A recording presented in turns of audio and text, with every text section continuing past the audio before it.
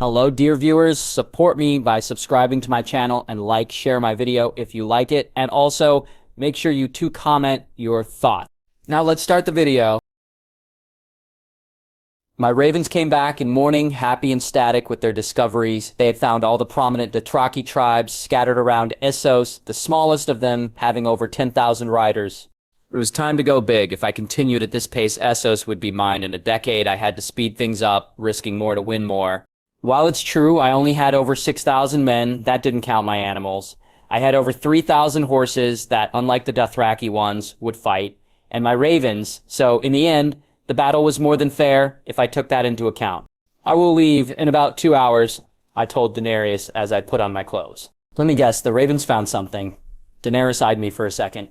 You can communicate with them, right? I sighed. She was right. And honestly, I'm surprised that nobody hasn't figured it out. Not only ravens, any animal, they can talk to me, and I can talk to them. I can see why you didn't tell me before, Daenerys said, deep in thought. If I had to take a guess, I would say they are your information network. So if people were to know about this, you would be left in the unknown. Am I correct? I eyed her for a second before I started to chuckle. Yes, that is very much why I have been avoiding people knowing about it. Her deduction was on point. Maybe I should start calling her Sherlock.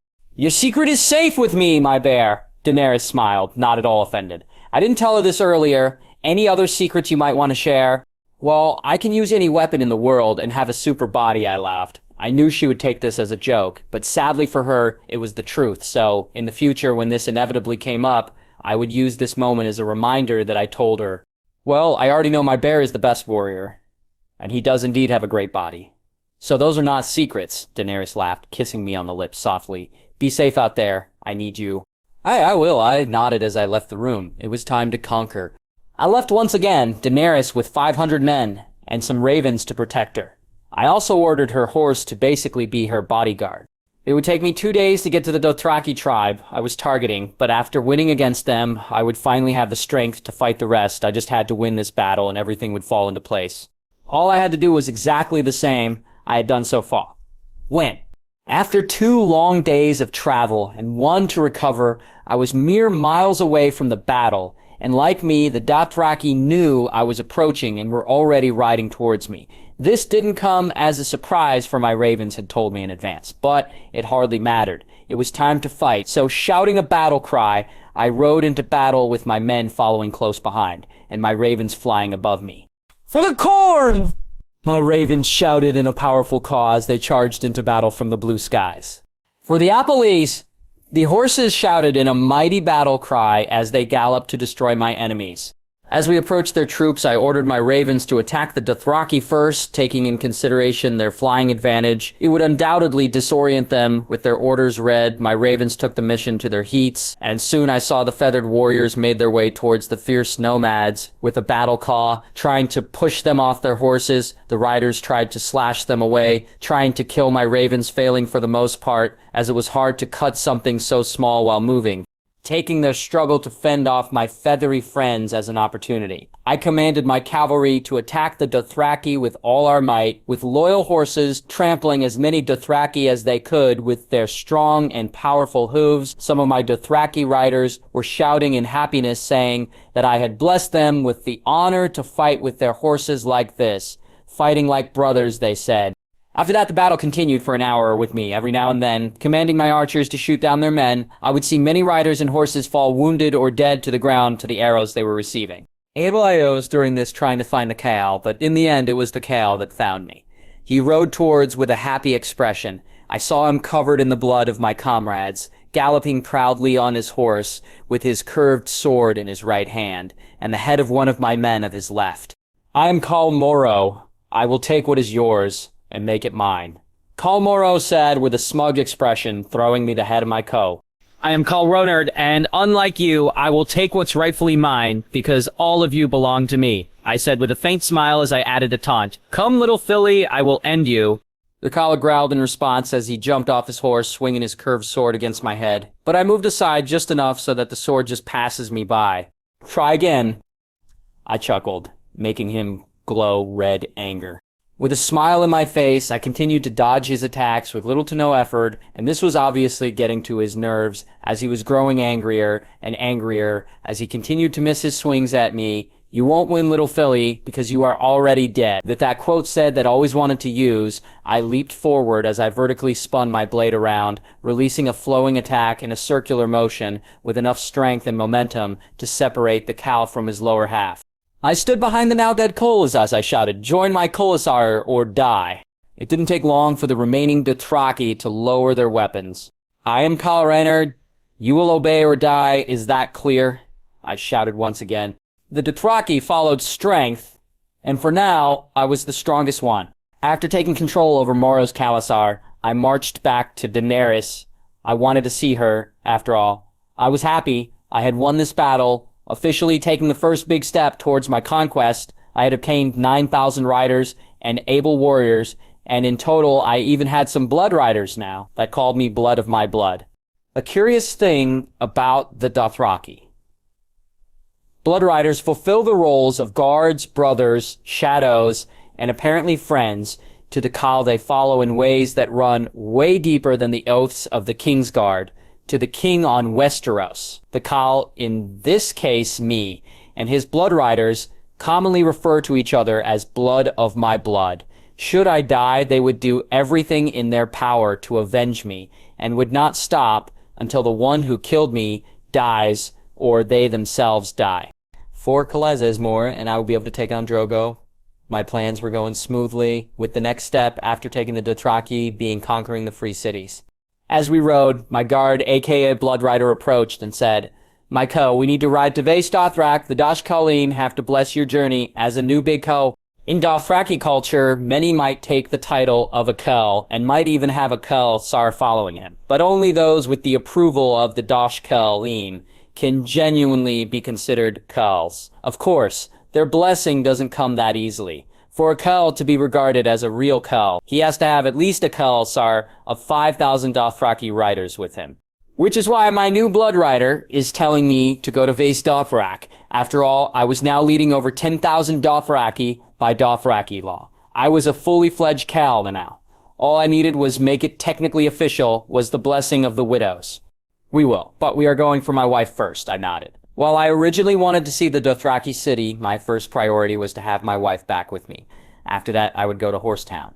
After going back to the camp where I had left Daenerys, I took my wife with me and departed with my Khalasar to Vaes Dothrak. From what my Khalasar had told me, the city was a fortnight away, located in the northeast of the vast Dothraki Sea, beneath the mother of mountains, from what I could gather from the books and my Khalasar. Vaes Dothrak had no walls, which made for a pretty lousy defense against aggressors, if you ask me.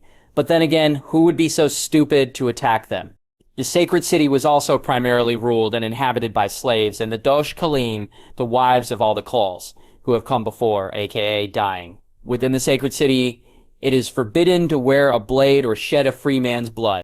In short, our trip would be long and quite dull. That was if we didn't find a Khalasar or someone on our way there. "So I will become a Khaleesi?" Daenerys inquired, approaching with a smile on her face. She somehow found that amusing. "It means queen in their language. You should know that," I chuckled. "Oh, I know, but I am a queen already," Daenerys giggled. "Aye, but with this, you will multiply your queen powers," I chuckled.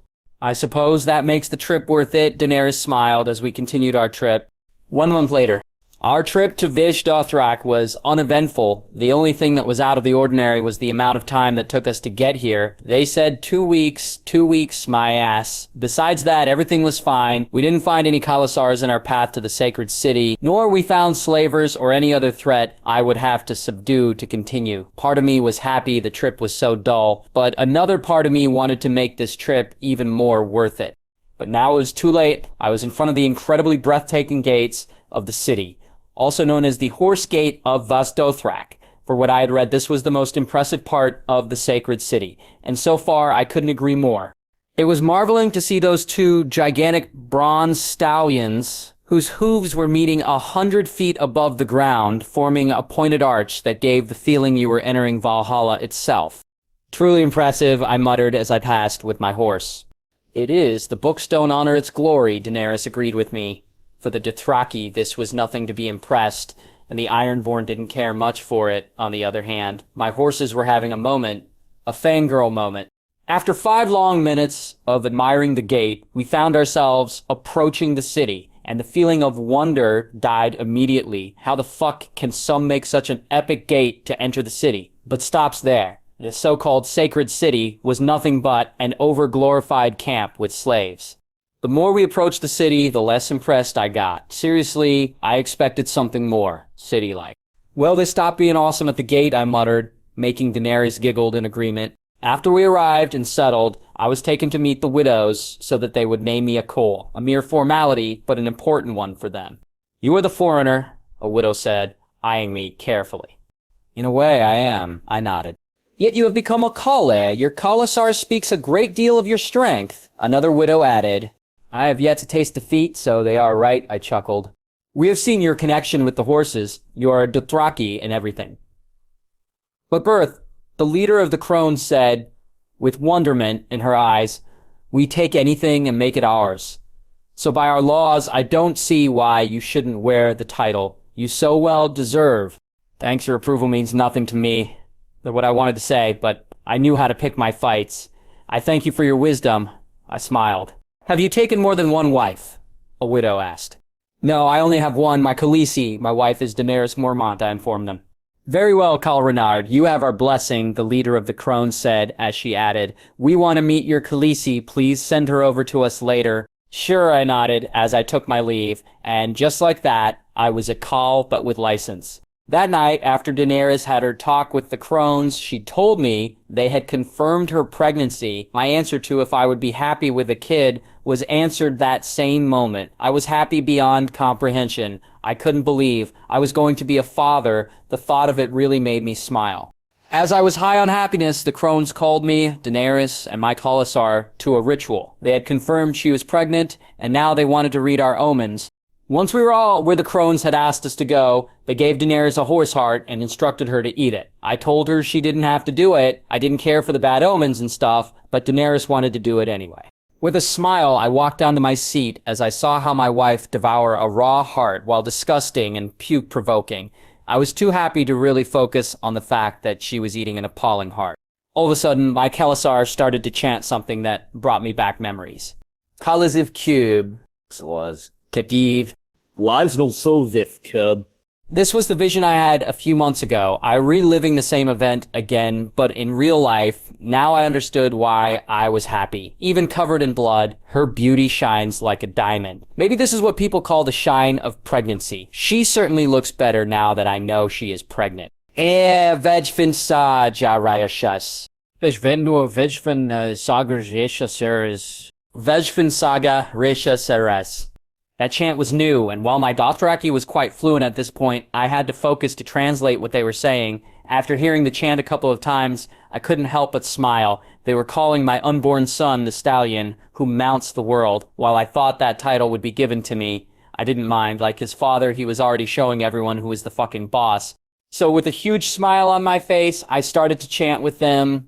That same night, I talked with my wife. She told me how the crones told her she would have twins. My mind started to race. Would they look like her or like me? I smiled as we continued to talk, eventually falling asleep. After receiving the great news that my wife was pregnant and the prophecy that my kids would bring the world together, I decided to take a week to celebrate with my wife in Vejadorthrak. I was spoiling her rotten with everything her heart craved and desired. I was happy, but deep down, I was scared. I had made an enemy I wasn't sure how to beat yet, a fucking demon, probably a god, but also I now had a reason, even bigger than myself, to find a way to win this battle of light and darkness. I think we will have 2 boys, Daenerys said, smiling, resting her beautiful head on my chest as I brushed her hair with my fingers. I think we will have a boy and a girl, I smiled as I yawned. It was pretty late, and with all the celebration I had been doing, I didn't get much rest. But I'll be happy either way. A boy and a girl, that sounds nice too, Daenerys yawned back, getting closer to me to be spooned. It does. I smiled as we continued to talk for hours about how we pictured our kids would look like, with her exquisite Valyrian features and my North Standard ones mixed in the baby oven. I couldn't help but wonder, how would they look like? Would they look like me, like her, a mix of both? I was frankly excited to see them already. Eventually, at some point in the conversation, we fall asleep, happy. Once again, I found myself in this wretched dream world, Just when I thought I was out of this shithole, here I am, standing on an even colder weather, freezing my ass off. I will inject caffeine into my veins after I wake up. I swear it, I muttered as I started to walk around. At one point, something would have to happen, and I would wake up. I only hoped this time the demon didn't force me into another 2-week coma. Eventually, after what I feel it was hours of walking through the blizzard, I found the house that I used to hide during my last visit to this dream world. I am not quite sure what draws me back here, considering the house was the place I met Freddy Krueger on steroids. But once again, I find myself inside the house. So far, I hadn't seen nor the demon nor his white walkers, so perhaps this would be a good vision. As if. I bet the moment I lower my guard, some paranormal shit will happen. I chuckled dryly as I explored the house. After all, last time I didn't have any time to do it. It doesn't take me long to find that the house has an attic, so with a deep breath, I found myself climbing the rickety ladder, leading probably to something that would scar me or some shit. With a strong pull, I tear the door to the attic off. An alarmed but yet pretty familiar caw and a flutter of wings inform me of the presence of a raven inside the attic. Well, this is new. The raven flew close to me, eyeing me with wonder. "Are you secretly a demon waiting to scare the crap out of me?" I asked with a chuckle. "No, but I can be pretty scary," the raven huffed as if I had insulted him. "Ah, bet," I chuckle. "You can understand me. Well, this is certainly new," the raven said, tilting his head, puzzlement on his little black eyes. "Why are you here?" "No for pleasure, that's for sure," I sighed, but I keep coming back over and over and over again. "Then you probably still have something to see," the raven flew to my shoulder as he hummed. "I wonder what, we don't get many visitors here, even those so-called green seers stay away from these parts." "I can wonder why," I retorted sarcastically. It was more than obvious no one in their right fucking mind would come to this place. "Well then keep going, you have to follow your guts, that's how things work around here." The raven chuckled as he pointed me with this little wing to continue on my mission. "I will stay by your side. I have this weird feeling you are someone I have to love." Weird, huh? Suppressing the need to laugh at that, I started to survey the attic, taking a good look around, and what I see doesn't shout destiny or something like that. The attic was full of furniture and broken glasses that cluttered the small attic. Nothing unusual so far, but as the raven said, I had to follow my gut, and so I did. Eventually a ray of light. A single beam of light that sneaked its way down from a crack in the roof. It felt warm, welcoming like the evening sun of summer, which considering how fucking cold it was outside was no possible. Perhaps this was it? So with that in mind, I took a deep breath, taking in the as I approached the light that for some reason I couldn't reach. It was as if it was moving out of my reach the more I walked, or perhaps it was guiding me somewhere. This theory proved to be right when the light stopped moving, illuminating in the circle a footprint that reminded why I was afraid to come here in the first place. Recognizing those claw marks, I immediately felt an involuntary shiver runs down my spine. The memories of that dream resurfacing as I gulped. "This is the demon you talked about earlier, right?" The raven that I had quite honestly forgotten was on my shoulder inquired. "Yes, it is," I nodded as I slowly regained myself back together. I had 2 new reasons to be brave and victorious. So, deciding not to go back down, I start peering around nervously as I continued to follow the footprints. Eventually, I began to catch glimpses of something glowing with a faint dimming light, and like every horror movie, was in the direction the footprints were leading me. I miss the days my dreams involved naked ladies or food, I sighed as I followed the footprints. Heart thumping, I carefully make my way to the glowing item. Finding that it was a simple mirror, there was nothing special about the mirror, except maybe that it was taller than me. Still, besides that, it was a pretty common mirror. The mirror itself was standing propped up against the wall, with faint glow muffled by the rags covering it. I bet you a fucking ton of corn that then moment I move those rags, some paranormal shit will happen, I chuckled, eyeing the raven on my shoulder. The mirror, it's glowing red. Even I know that's a red flag. I can tell something wrong. It's about to happen, but it's your destiny. A pretty fucked one, but yours nonetheless, the raven said, denying my bet and stating the obvious. Hurry for fucking destinies, I muttered. Taking a deep breath, wanting this to be over, I removed the rags, covering the mirror. For a moment, nothing happened, and I was genuinely starting to believe I was safe, but I invoked Murphy's Law with my thinking and shit went down. You came back. The voice of the demon thundered inside my skull. Not really caring to hear him, I pulled out my sword and tried to smash the mirror, but once again I was stopped by the shadows. But unlike last time where I had enough freedom to move, I was completely immobilized. "Stop this," the Raven said, trying to defend me, just to be pushed like a rag doll across the room. "Not that you will send me your champions to fight," I inquired. "Maybe I will just end you here," the demon cackled in amusement as he tightened his grip on me. I didn't want to die again. My wife, my unborn kids, I couldn't allow this shit to happen, so with all my might, I started to push the demon back to no avail. My desperate tries to survive only made him chuckled in delight. "Ronard, it's okay. Silence now. Stop struggling. This will be over quickly. Don't be afraid. Don't think of what you left behind. Just enjoy this beautiful moment. It is so much more vibrant than the darkness that awaits you. I will give you this moment to cherish this. That is my gift to you. Existence is behind you now. Enjoy the everlasting silence that comes after," the demon said as he started to increase the amount of strength he was using. "I can die like this."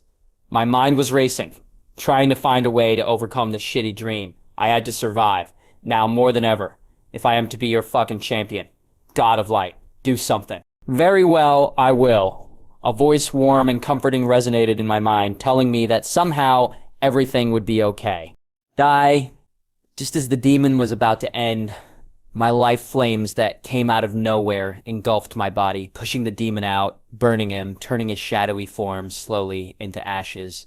"So you decided to intervene. How unlike you. Very well. Took you long enough." I breathed out as I felt the fire that by all means should be burning me, healing me. "You had to accept you were my champion. You had to need me for me to come."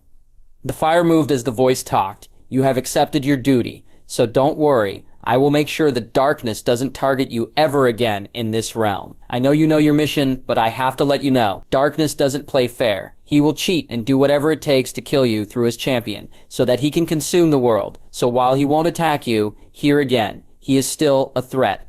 "You don't say. The God of Light," more like the God of obvious shit, of course. The dark side would play dirty, it was on their fucking description. "I put the destiny of this world on your hands." The fire moved, as the voice added, "Good luck, champion of light, son of the fire." As the fire started to burn the world around me, I turned my eyes to the raven that had tried to save me, to find him waving at me with his wing happily.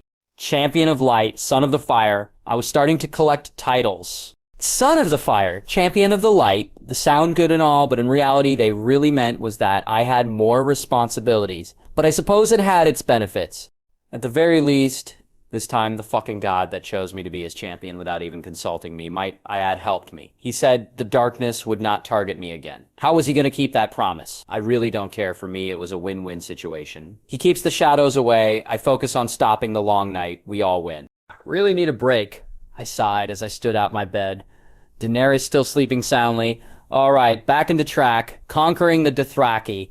With a soft smile forming on my face, seeing my beautiful pregnant wife sleep, I left the tent to start preparing my men to leave.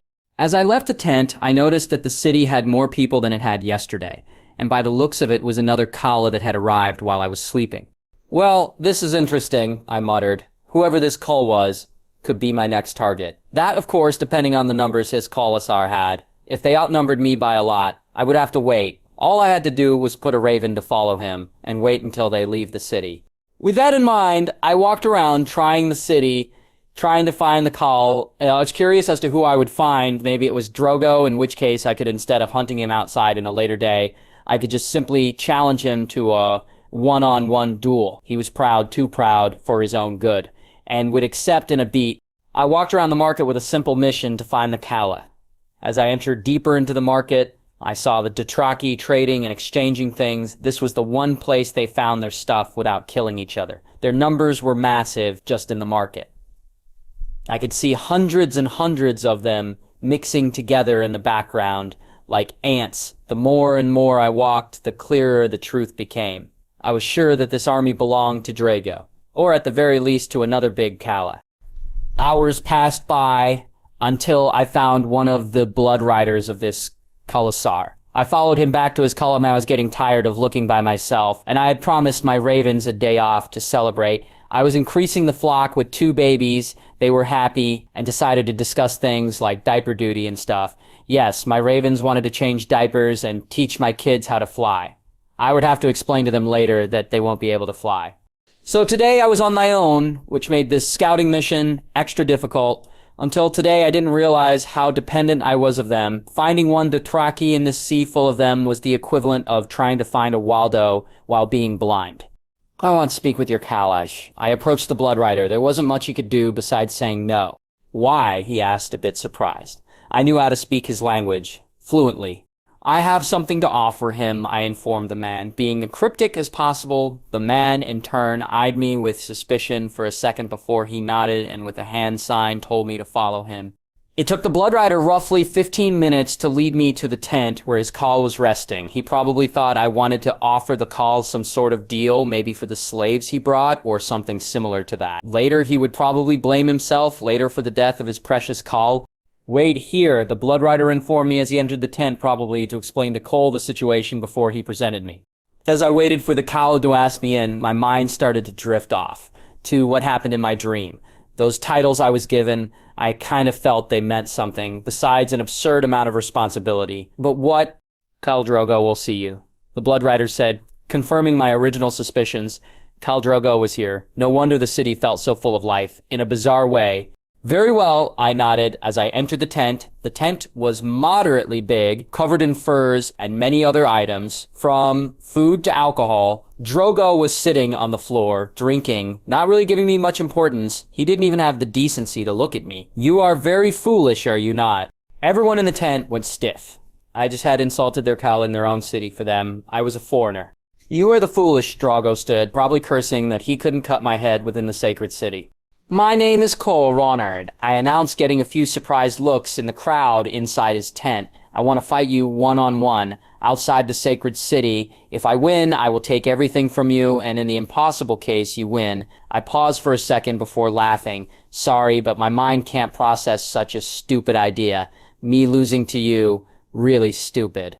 A duel, one-on-one. Drogo approached me, enough for me to see he was taller than me, by a few inches. Sure, I will gladly take your head out and take down your neck for this insult, and after that, I will take your army with me. What an idiot. But being fair with him, he was probably the strongest normal human in this world. The confidence he had on his own power was strongly built on his unmatched record of wins and victories in war and battles. For him, I was a 16-year-old trying to die early. Then let us ride, only us and our Blood Riders, I offered. I knew the Blood Riders would try to kill me after I killed his Khal, so why delay that fact? Drogo smiled, amused by my words as he nodded. As you wish, I will piss your corpse, kid. You are no Khal. If you are counting on me dying to take a piss, I would recommend you taking that piss now. Otherwise, you will die with it inside. I chuckled as I started to walk out of the tent. And yes, I am a Cole, asked the Dash Khaleen. Drogo, while a savage, was a man of his word. After our conversation, he informed his Colosser that he would come with my head before riding with me out of the sacred city to duel me. His Blood Riders, besides him, Drogo, had 3 Blood Riders, while I only had 1. But what they didn't know was that my 2 horses were pumped and ready to fight. We are going to crush your fucking skulls down, one of my horses said in a voice tone that would work perfectly for a heavy metal singer. You guys are going down. My horse, the one that I was mounting, said, hoofs flexing slightly, ready to attack.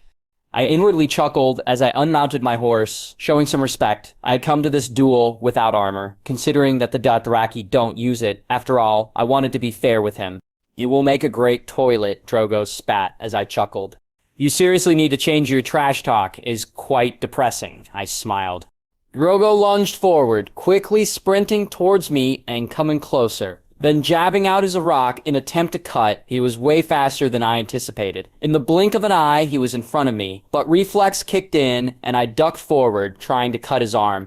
Drogo noticed this at the last second and dodged my attack, only getting a small, bleeding slice. Drogo eyed his cut and smiled as he sprinted at me again, but this time I was ready for his speed, so I just raised my sword and blocking his attack. The 2 blades clanged together, creating a rumbling sound that engulfed the planes we were using for our duel. The weight of my sword was dragging him down. Drogo immediately noticed that I was stronger than him physically and decided to change his approach in battle to his superb agility. It didn't take him long to start pushing back hard. He was very strong. Without my super body, this battle would be impossible for me. I smiled as I jumped back, dodging a horizontal attack. Taking a deep breath, I dashed forward with my Valyrian blade out in front of me as I attempted to pierce his heart and end it all. But in a surprisingly good-timed dodged, he ducked under my blade and grasped my stomach. With his Arrakis, I of course noticed this and avoided lethal damage. But the cut was still painful, not deep enough to be troubling, but deep enough to make me feel pain. Shit, that hurt, I cursed as I parried his attacks. It took me a couple seconds to recover, and with the pain in my stomach, I was ready to end this. He was strong, so no reason to be going easy of him. With that in mind, I dashed forward and a blinding speed that surprised Drogo, grabbing his head and pushing it down to the ground with earth-shattering force, making him drop his arak. Once he was on the floor, I proceeded to slam my knee repeatedly into his face, paying him with interest. The cut he delivered, when I was done smashing my knee into his face. I go up and thrusted my blade through his heart. Blood splattered everywhere, but by the mashed potato look, his head, he probably died way before my blade destroyed his heart. Now come, I don't have all day. Try and avenge your cowl and die, or kill yourselves either way. Don't waste my time, I said as I turned to the shocked Blood Riders, but before I can take a step forward, I feel something wetting my shoe. Looking down, I see that Drogo was pissing himself. Great, I told him, but nobody listens. Defeating Drogo was a bit harder than I expected. He was so far the strongest fighter I had fought since I got here. He was powerful and had experience to back that power up. His Blood Riders, on the other hand, were pretty average. My horses took care of them. It was both hilarious and somewhat disturbing seeing my horses beating the crap out of him. What really disturbed me was that one of my horses tried to teabag one of the Blood Riders. My ravens had taught them that. I was sure of it. Which made me realize that sharing pop culture with my animals might have been a bad idea. Let's go back to the city, I sighed as my Blood Rider nodded, clearly disturbed by how his horse brutally killed one of the Blood Riders.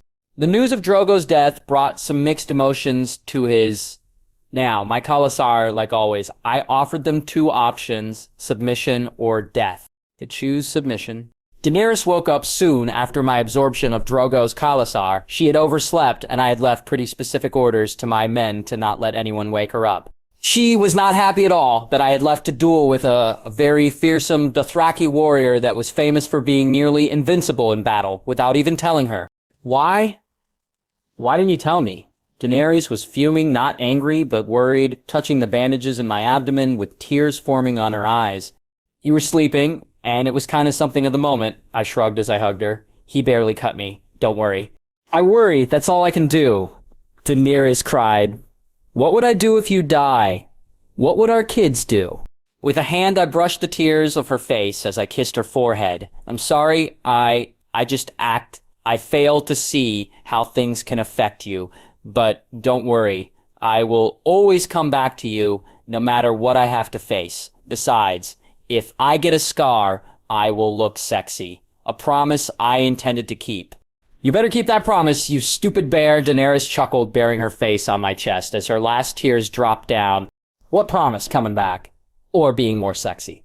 I chuckled. Both? Daenerys laughed. I'm still mad at you. Alright, I will always come back. Sexier, I laughed with her. That works. Daenerys chuckled.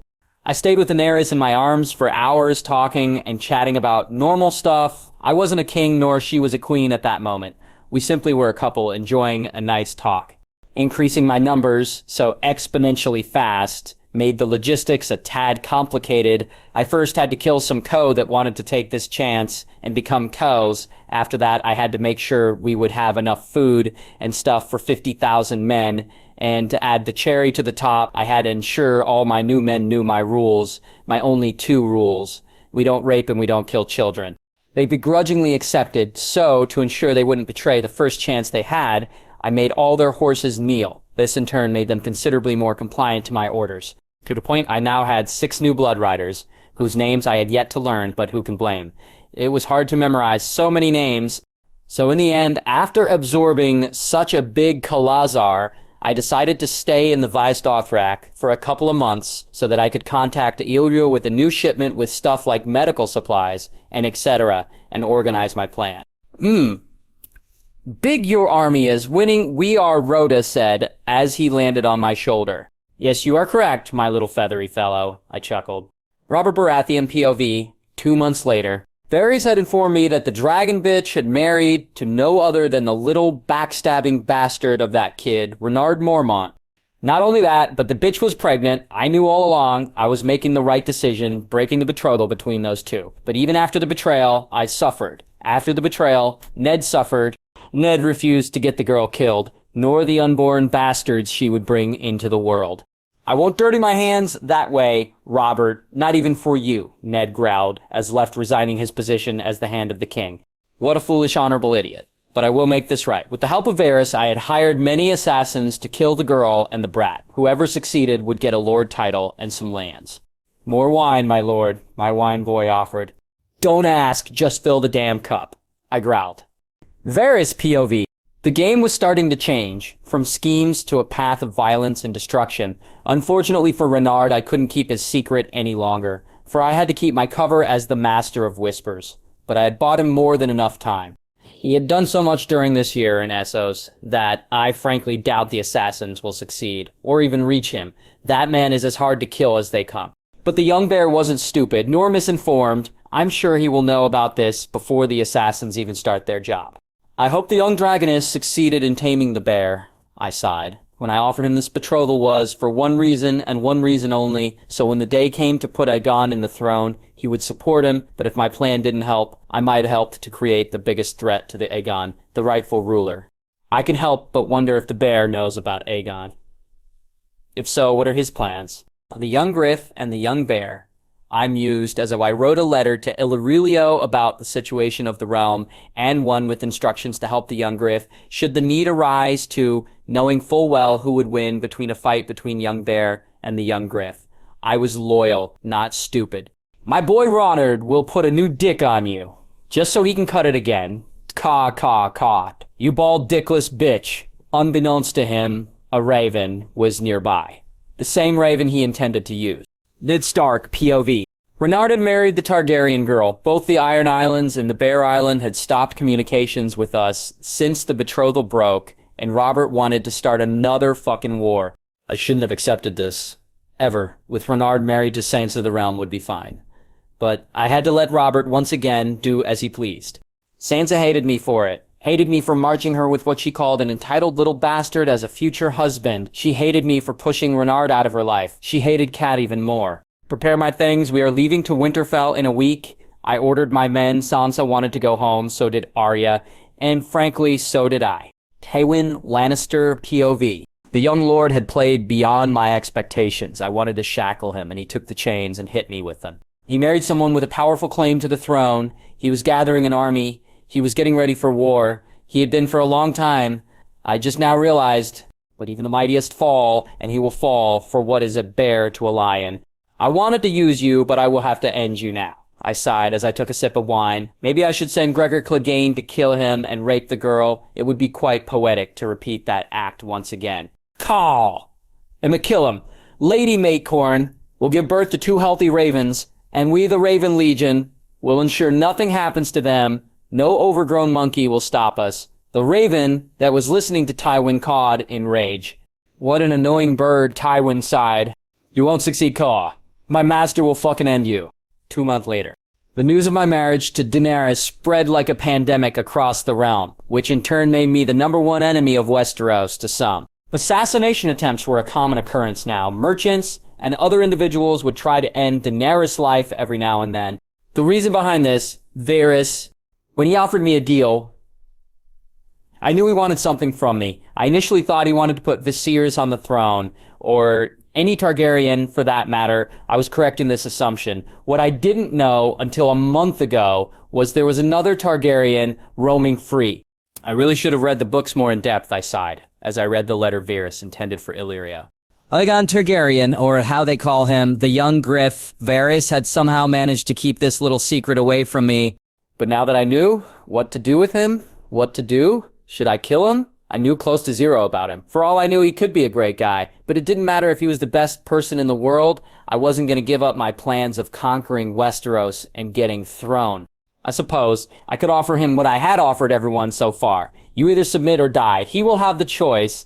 Now with Varys, my decision was set the moment someone tried to poison Daenerys. I don't care how much he has to keep his cover. I will kill the bald bastard and make him regret ever making an enemy out of me. If I wasn't as informed as I was, Daenerys would be dead, and so would be my babies. No matter what he was thinking when he revealed our information, or why he did it, what mattered was that he put in danger the life of my unborn children and wife, and for that he would die painfully. Tywin Lannister, another soon-to-be dead man. They really oversell the old lion. He really thinks Gregor Clegane will even see a glimpse of Daenerys. He will die before he can even breath close to her. We're leaving Vaisdatrak today, right? Daenerys entered my tent with her 4th-month baby bump showing. Every morning she would wake up even more beautiful than the last day, shining like my own little star. Yes, I smiled as I kneeled to kiss her bountiful baby bump. We have been 4 months here, we have everything we need, but if you feel like staying, we could. I don't want to tire you. I'm pregnant, not made out of crystal, Daenerys giggled, brushing my hair with her fingers. Is there a difference? I teased. Daenerys just laughed at my tease as she added her own. I might be made out of crystal, but look at you, the strongest man in the kneeling to my fragile pregnant feet. I chuckled. Not quite ready to lose. But I recall you getting on your knees pretty often for me. All right, let's call it a tie? Daenerys laughed. Fair enough, I nodded as I stood up, giving her a kiss. We should be leaving tonight. Let your handmaidens know, all right? Yes. Daenerys nodded in agreement as she started to walk out of the tent. By the way, will I ride my horse, or... Abso-fucking-lutely not. You will ride in a cart so padded with comfort. You will feel you are floating. I didn't know if riding a horse was a good idea with all the movement this brought.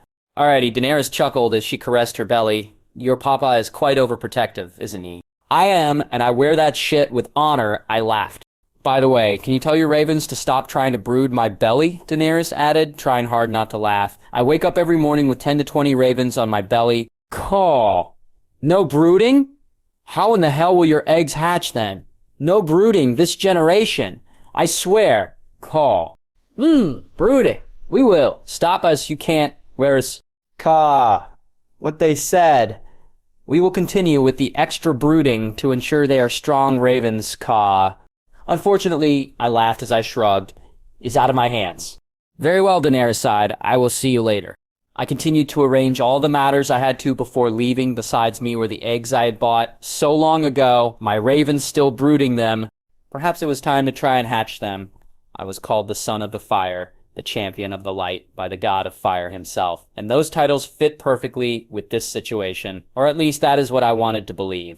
I remembered from the books that dragon eggs are notoriously difficult to hatch, and even though they can maintain the spark of life inside of them for decades if not centuries, the secret key to hatching them seems to involve some form of blood magic. As the house words of the Targaryens hint, it requires fire and blood, and considering how Daenerys hatched them, I had a general idea how to do it. To do so, I would have to burn the eggs in roaring flames while another creature is simultaneously being burned alive. A life in exchange for a life, fire, and blood.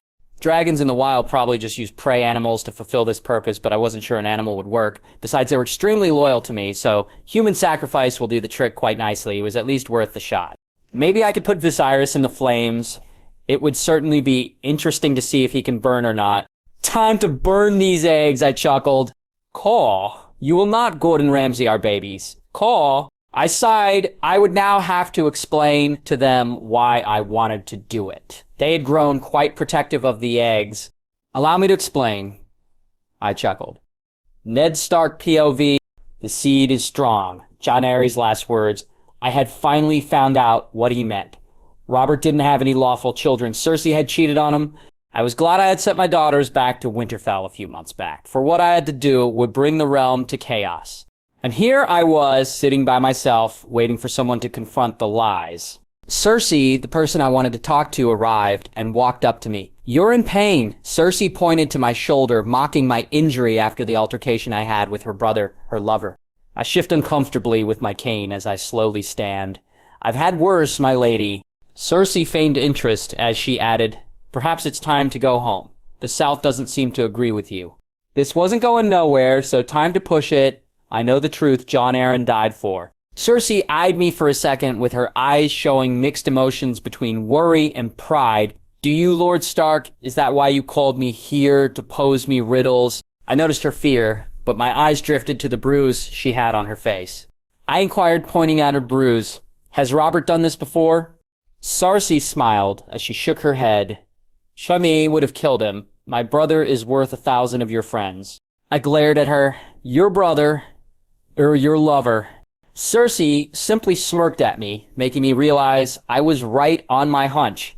She then stood up proudly, as she added, the Targaryens wed brothers and sisters for 300 years to keep bloodlines pure. Jaime and I are more than brother and sister.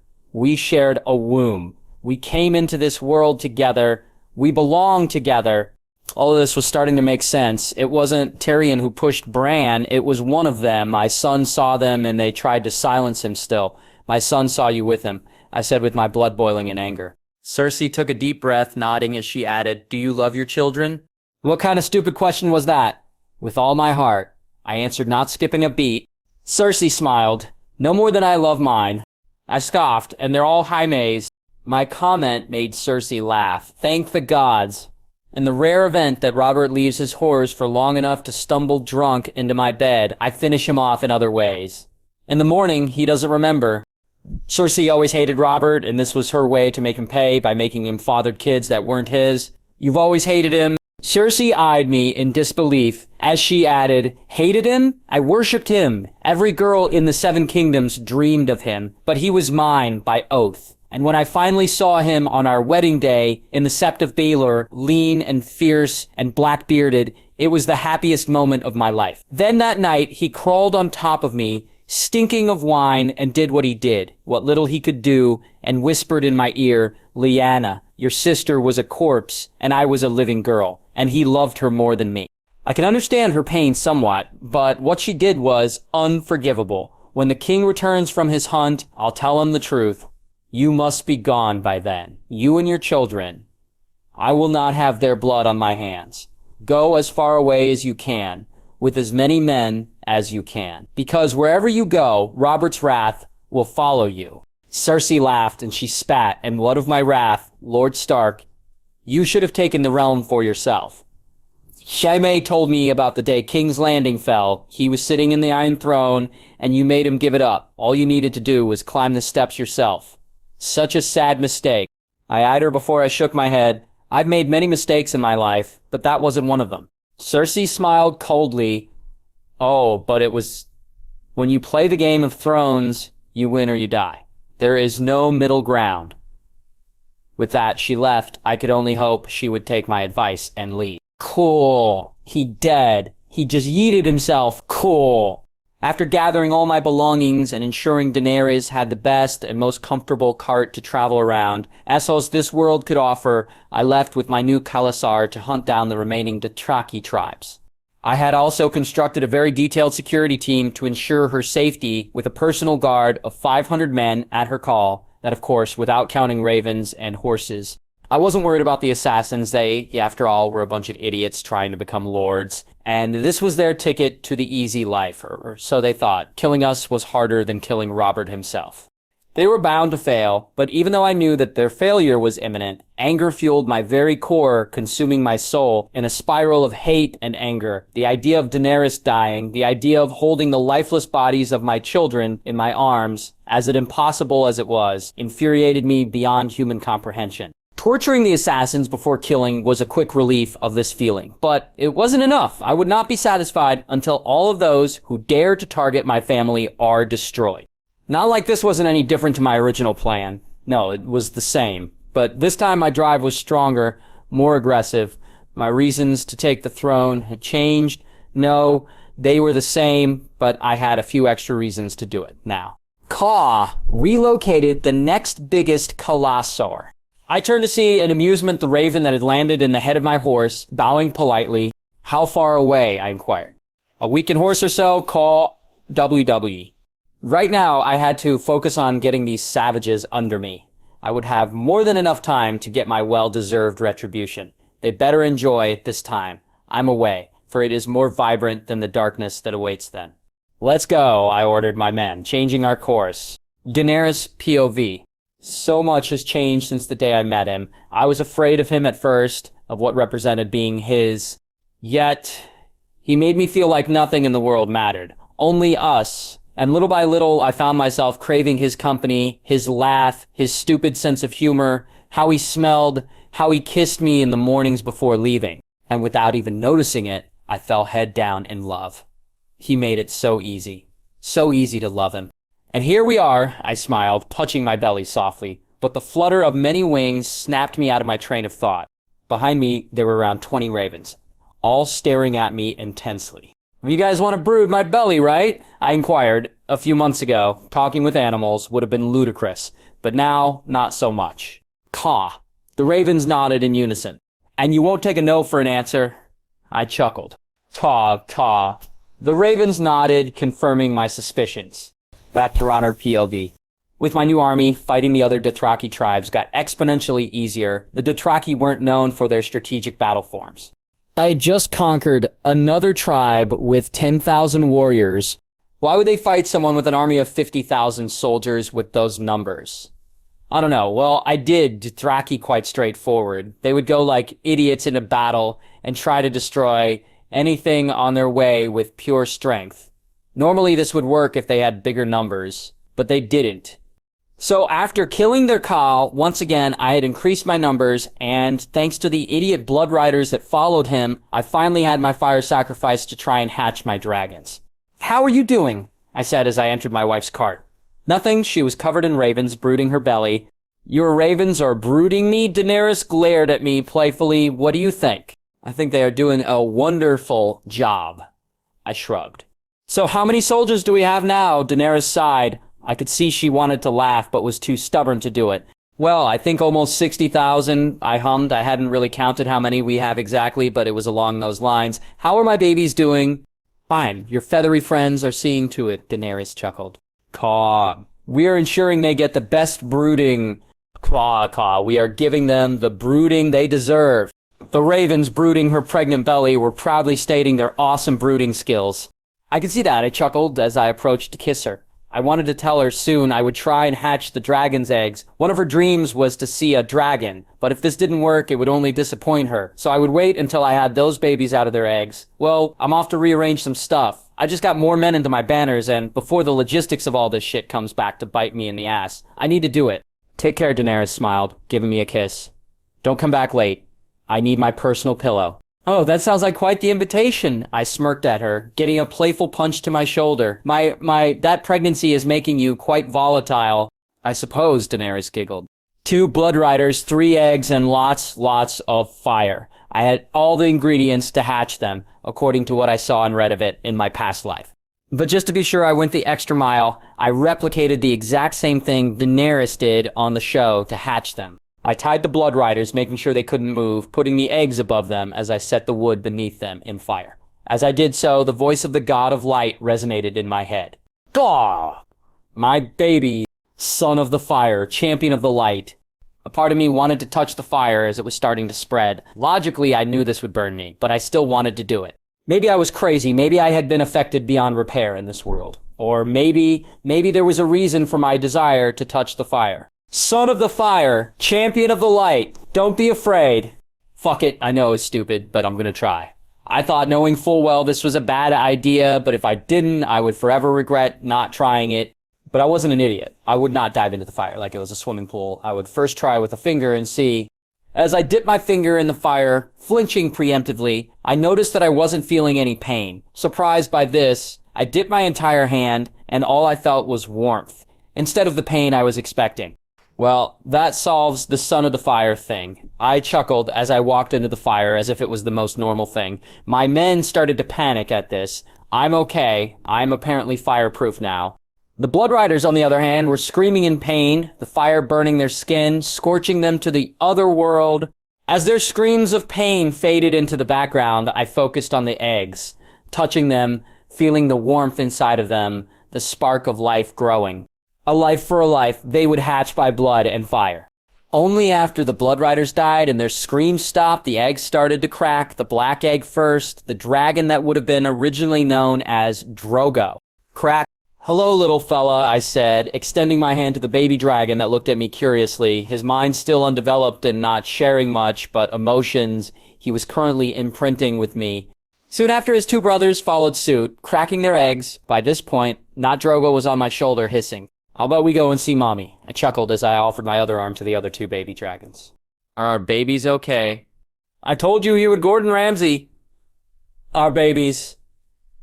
2 months later. Dragons, they are quite spoiled since birth, hissing and demanding attention at all times, be it left or right. I would see them climbing up my legs to demand my absolute attention. Not gonna lie, they were quite adorable, cute little rascals. Daenerys was more than happy to see them and have them. She was beaming with happiness of the highest degree, petting and showering with affections the 3 newborns dragons. She was so excited she had yet to ask, how in the hell did I hatch them? The 3 dragons reacted to Daenerys differently. The 2 smallest ones were shy at first, but after some food and bribes, they relented to her affections. Except for Not Drogo, he didn't like Daenerys yet. I could feel his emotions flaring when she was near me. In other words, he was jealous. He was possessive to the point of being stupid. "Ka, we have located the last big Dothraki tribe," a raven informed as he flew into my lap, getting a hiss from Not Drogo. The raven simply responded by literally bitch-slapping Not Drogo. "Ka, don't hiss at me, young chick." Chick is how you call a baby raven. Hiss. Slap hiss. Slap hiss. Slap hiss. That continued for about 10 minutes, but in the end, my little package of anger decided to give up. Since I hatched these babies, I had almost conquered all the remaining Dothraki tribes since the day I hatched them, and today, I would finally get all the Dothraki under my banner and start on my next item on the agenda, the Free Cities. But for now, names. What to call these babies? Daenerys wanted to name one like her brother, not Shitstain. Rhaegal. My ravens requested to name the other one, and being that I thought it was hilarious and not really troubling for me, I allowed, so they called not Viserion, Kuro with a Q. And with that, all that was left was to name. Not Drogo. I pondered with names for a long time. Something memorable. Neltharion. Yes, that was it. Strong and with meaning behind it. Yes, it came from a video game, but honestly, it was awesome. The Dragon of Earth, the bringer of the Cataclysm. Neltharion. I petted the newborn baby dragon who somehow, even with his undeveloped cognitive abilities, was happy and felt proud of his name. The last big Dothraki tribe has a little bit above 11,000 riders compared to my big army composed of 80,000 soldiers made the battle one-sided and predictable. Killing the cow and his blood riders at this point wasn't even a challenge. I still had other minor tribes to conquer that together formed around another 20,000 riders, but they were scattered around the lands, separated in the few thousands, and for now what I had would have to do. Well, time to move out here. I sighed. Finally, I had finished what I started. But I wonder, how is Westeros doing? Sansa Stark, POV. Father had sent me to Winterfell a few months ago, and I had happily accepted. Joffrey was nothing to what I originally expected from him. He was a little monster, feeding on others' suffering, leeching from the pain and agony around him. I was angry at Father. I wasn't sure I hated him, but it was close. I was happy with the prospect of being married to Ronard, but now he had married, and like Ronard said, Father once again bent over for Robert. But I wasn't angry enough to want or desire his death. He was still my father, and the last thing I told him before coming was, "I hate you." I wanted to fix that. Now he was arrested for treason, and there was a big chance I would lose him forever. There was a big chance the last interaction I had with him was that. I'm tired of feeling like this. I teared up in my bed, helpless, useless. Please, God, save my father. Please help my brother. Please, I beg you. I cried as I wished, with all my heart, that the gods blessed and protected my brother's army that was marching south to get Father back. Tywin Lannister. Ned Stark had been arrested for spouting the things that in nature were nonsensical. My grandson wanted him death. Cersei, apparently, was the only one that saw the bigger picture this time. She wanted to keep him alive, so did I. We had nothing to hold the North over. Ned Stark, while in his idiocy, had foreseen somewhat these events, and as so to avoid his daughters being used against him in the North, he sent them back to Winterfell. At least that's what I wanted to believe, but I hardly believe the Honorable Wolf is smart enough to play so far ahead. But regardless of whether he knew or not, he had outplayed us, and if Joffrey killed him, we would have a full-blown war, and nothing to hold them down.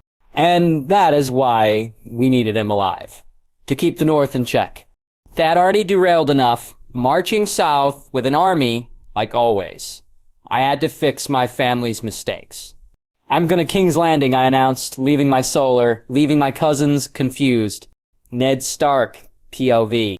I was thrown in a dungeon soon after I confronted the Queen for her infidelities. It's been almost 2 months since they threw me here, with nothing but rats to keep me company. Lord Stark, the despicable voice of Varys echoed in the dungeon. What are you doing here? You can't betray more, can't you? I scoffed. I never allied myself to you, Lord Stark. Varys sighed. So what are you doing here? I inquired, annoyed at his presence. Looking to help you, but be aware I'm no hero, Varys replied nonchalantly with a sigh through the bars of my prison. I scoffed at that. Can you free me from this pit? Varys hummed at that. I could, but will I? No. As I said, I'm no hero. I laughed bitterly at that. What do you want them? How do you pretend to help me? Tell me, no stories, no riddles. Tell me, what do you want? Varys sighed. Peace. Did you know that your son is marching south with an army of Northmen? Loyal lad, fighting for his father's freedom. Robb was marching south, looking for war. Why would he do something so foolish? Robb? He's just a boy. I scoffed.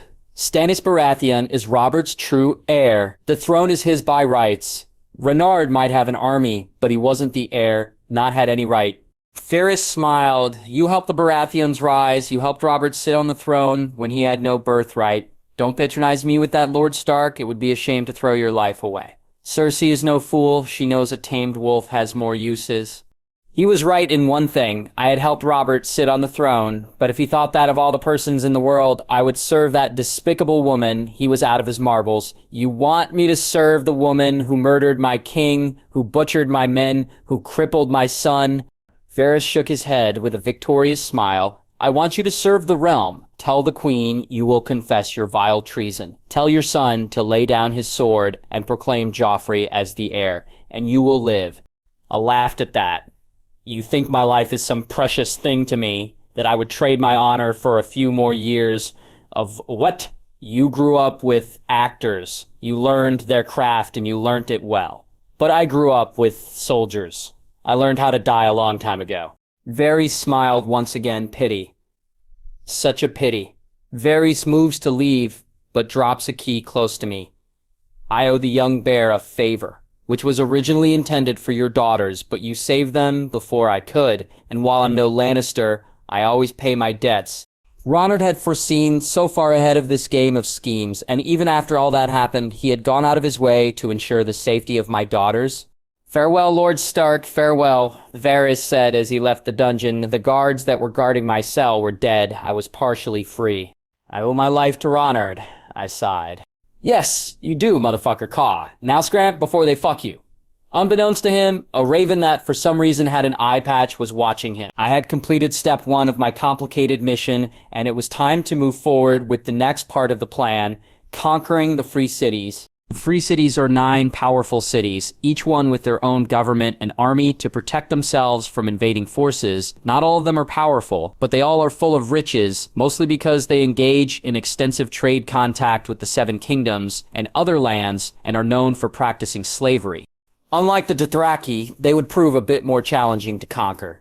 All I knew about the free cities, historically speaking, is that they were founded centuries ago as colonies of the Valyrian Freehold. But like they say, every empire comes to an end, and when the Freehold and its dragon lords were destroyed in the doom of Valyria 400 years ago, and the empire fell, the free cities emerged from the dust as autonomous entities, dominating much of the land between the River Rhine and the western coast of the continent.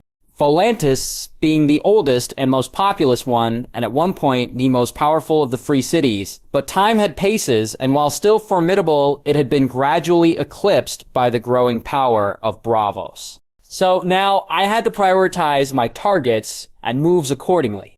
Braavos, the most powerful and northerly of free cities, led by the Sea Lord. It is home to the influential Iron Bank of Braavos, and the secretive assassins guild known as the Faceless Men. And my hardest target, they had enough money to hire an army as big as mine and destroy mine if I played my cards the wrong way, which put this little bitch at the end of my list.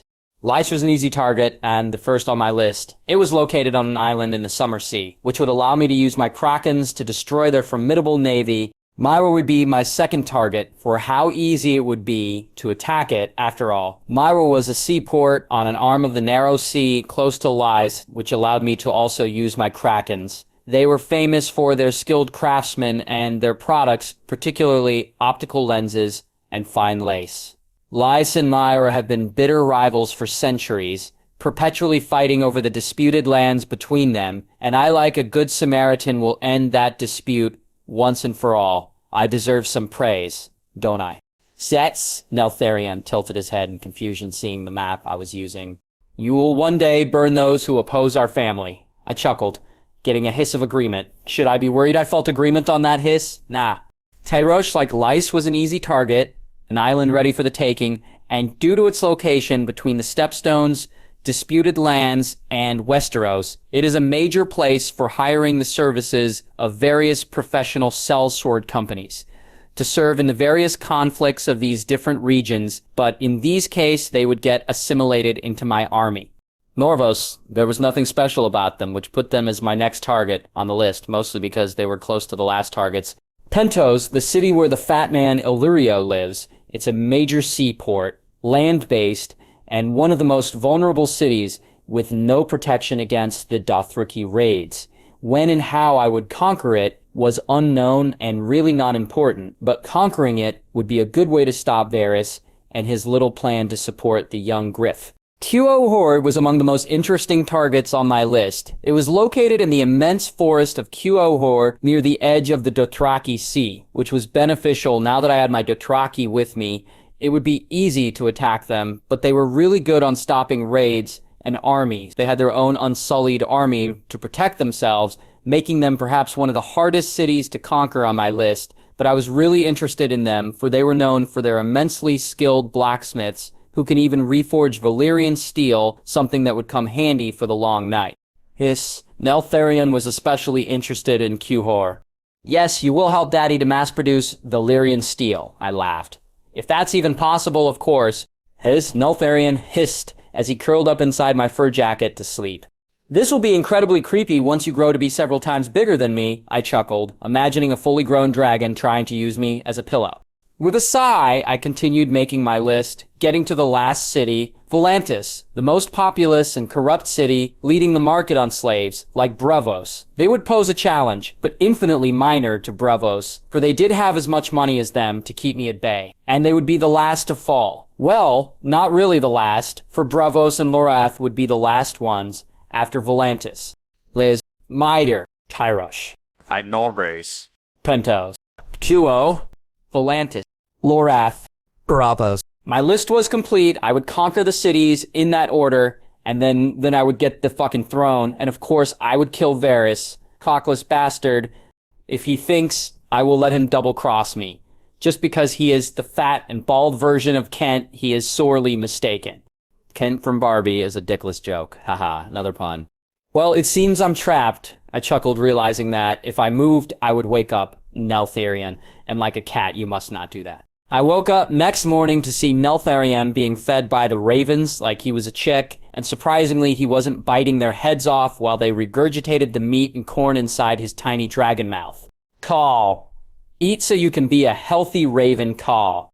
The scene was just precious, which gave me a reason and the time to leave. Neltharion noticed this and ran after me, climbing me like I was a fucking scratch post. Hey buddy, I'll be back. The ravens will take care of you for a bit, okay? I chuckled, still surprised he was so attached to me. Neltharion hissed like he wasn't sure if to believe me or not. I promise, I chuckled, wondering if I would have these weird conversations with him once he was fully grown. After a second of deep consideration, Neltharion relented and went back to the ravens, leaving me with a hiss that translated to, "You better come back." Ha ha, adorable, I chuckled, leaving the tent. I explained to my generals what was our next step. The Dothraki were more than happy, saying I was a true stallion for deciding to take the world under my hoof. Nice. The Ironborn were also excited for I was making everybody pay the iron price. Frankly, I should have seen it coming.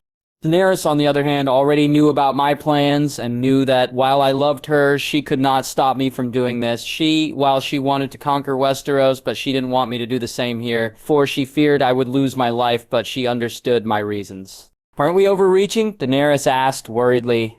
We must do this, I reassured her. Ned Stark, POV. I still had yet to escape King's Landing. I remembered that Arya told me about the secret passages that she had found while playing around the castle, and thanks to that I had been roaming in them, avoiding getting captured. I had yet to find the right passage that would lead me outside the castle walls, outside this wretched place. I will soon be back home, so wait for me, I sighed. Things might not look good now, but I was certainly better than a couple days ago. There was also another matter at hand. I owe Renard my life, and I had to pay that debt. What are you still doing here? Caw. I swear these motherfuckers keep getting dumber and dumber. The raven that had been following me, caw, like he wanted to tell me something. I was prepared for what is to come. Most of the last year I have been spent honing my body and mind while gathering a bigger army to prepare for the challenges ahead. Whether I like it or not, I was the so-called champion of light, the one who will journey beyond the wall and guarantee the safety of my family and humanity of the winter zombie apocalypse that, for reasons yet to be fully disclosed to me, a demon was helping them. With that in mind, I sigh as I enter the training area. I had set for my men while we waited for the supplies and ships to travel to Lyce and found Daenerys waiting for me. With a smile, I approach her. She was big, and while she thought and considered she was fat, I only saw her shining more and more every day. How are you three doing? Very funny, Daenerys giggled. Nothing, just waiting for you. I see, I smiled, taking a seat beside her. Soon we will be marching to Lyce, and we'll stay there for a bit, at least until the birth. Medicine here was not exactly precise. She was pregnant, and our estimate was that she was around 6 to 7 months. So after conquering Lyce, I would take a break to ensure she had the babies on a controlled environment. The last thing I wanted was to have my babies be born in the middle of a siege. Daenerys shifted in her chair. She wanted to say something. I've been long enough with her to notice these little things. She wanted to talk and was gathering her thoughts. I want to help you more. Elaborate, I asked, with my eyebrows raised. She helped me enough, didn't she? I want to talk some of the load you have, Daenerys sighed. You are always going to war, fighting, organizing your men, and all I do is stay and wait for you. I want to help you. We are supposed to be partners. Oh, she wanted more responsibilities. Well, I don't see anything wrong with that. If she saves me the problem of paperwork, I would love her even more. Sure, I do the fighting, you do the talking. That's a start. But now that we have dragons in the future, Daenerys started, but I stopped her. I knew what she wanted to say. We have dragon. That one day will be rideable, so that way I can help you in battle. Abso-fucking-lutely not. Why? Daenerys asked with a dry tone. An arrow can kill you, or you can fall off them. I know they love you, but that's a chance, and what would our kids do without you? I said, trying to ignite her motherly love to stop this nonsensical idea. And what if you die? Daenerys asked. With cold steel eyes, she was determined to convince me. This was the dragoness that the books showed. I said that already, I can't die, and then, fucking Shadow was close to show me the error of that arrogant comment. You can't die. Yes, you said that already, Daenerys sighed, putting her small hand on my face. I love you and I want to protect you. I want to protect our children, our family. I want to protect us. I didn't know what to tell her, no matter how convincing our arguments were. My mind was set. Let's talk about this once they get to flying size. Until then, I don't want to hear about it. For now, I wanted to avoid the subject. Daenerys sighed. I will protect you and our family, whether they want it or not. And for the first time since our marriage, we had come to an impasse. She was determined to do as she pleased with this. The queen takes what she wants, didn't you tell me? Daenerys eyed me with a pseudo-angry smirk. I did, but you really underestimate my ability to stop you. My queen, I smirked back. Like you, nothing will stop me from protecting you and our family. So I suppose we'll see. We will, Daenerys nodded with a piercing glare that said, I won't drop this subject. I will protect you. Very well, I smiled, giving her the same look. Not if I protect you first. This would be a long month. While I waited for my ships. A month of discussions about this. Hooray for married life. Cersei Lannister, POV. Ned Stark had escaped the dungeon right beneath our noses. He had left, and no one knew how. He didn't have allies nor visitors in King's Landing. And yet, he escaped like he had the fucking key to the door. Varys had his best spies working on the case, but nothing, Lord Stark, had disappeared like he was a fucking faceless man. Father was gonna kill me once he got here. Without Ned Stark, we had nothing to ensure the North. Staying loyal, and with Stannis raising his fucking banners, and the North would surely support him now. We had no allies now, but it didn't matter. We are the lions, and we preserve against anything, for we are the mightiest ones. My queen, the disgusting voice of the eunuch, got my attention. Varys, any news about Lord Stark? I said bitterly. Rumors are he is traveling, hiding as a merchant to avoid any suspicion, but considering all the time he has been out of his cell, it is fair to assume he is on enemy lines. Varys stated, once again the obvious, any news about when Father is coming? I wanted to break my cup of wine and cut his fat neck. He was supposed to know more, to help more. Why did we even pay him? He is to arrive in a fortnight, my queen, Varys informed. I had 2 weeks before I was belittled by Father for letting the wolf escape the lion's den. Very well, I sighed as I filled my cup of wine. Keep me updated and do your job better. Joffrey Baratheon POV. The insolent worm, the worm with wolf fur, had escaped. This can't be. This can't be. My fiancé had escaped before too. My toy had escaped, and now my other toy had escaped toy. Unforgivable. Unforgivable. Now my uncle wanted to oppose me. I was chosen by the gods.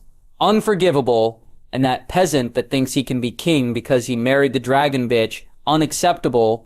My king, are you okay? One of my king's guard inquired, worried for what? Why would someone so much lower than me feel anything but total admiration and devotion for me? I want Ned Stark in my hands, and I want him now. I shouted. My face was red, boiling in anger. We are doing our best to find him, my Kingsguard said solemnly. I didn't want his best. I wanted my toys back. I don't want your efforts. I want the Starks at my feet. As they bleed out, I spat, leaving the room, or I'll have your head, old man. God, this motherfucker is crazy. How many times that bitch dropped his egg? She practically brooded a scrambled egg. I'd rather deal with the other idiot. This bitch is unstable as fuck. Fuck this shit. I'm out. See ya. Unbeknownst to everyone, a mysterious raven with an eye patch was seeing everything with his one mighty eye, as he decided it was better to continue helping Lord Stark instead of spying this bitch. Ned Stark POV. It had taken me a while, but I managed to get out of that wretched place, but I had to avoid getting caught or recognized, so I cut my hair off and changed my clothes with those of a beggar I found. At the moment, I was traveling with a merchant to River Run. From there, things would turn for the best. I would finally be back with my family. Wait for me, I muttered to myself, holding the hope I would be once again reunited with my family. Catelyn Stark POV. Ned had escaped, and now it was a mission of who caught him first, life or death, depending on who did it. War was looming above us, no matter what, even if Ned didn't want to, and to top the things that were happening, the bear had proven to be a treacherous creature, betraying us by marrying the Targaryen girl, raising his banners to take the throne. He was a threat. I always knew something about him wasn't right. He made his house close relationships with ours, and by killing Theon and taking control of his homeland, which meant we didn't have the support of the Iron Islands, nor the Bear Islands, things we would have without him. Justice will prevail, and those who wrong us will pay. I had faith things would turn in our favor soon. 2 weeks later.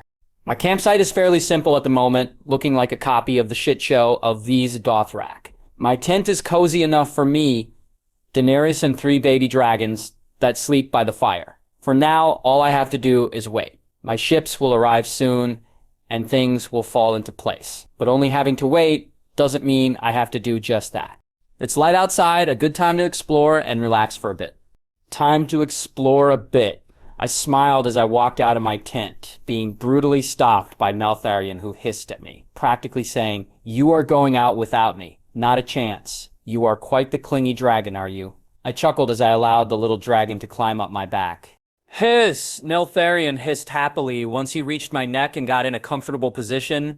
I really hope you don't get like big dogs that never understand their size. I shuddered to think what would happen if Neltharion tried the same thing, but being several tons fatter.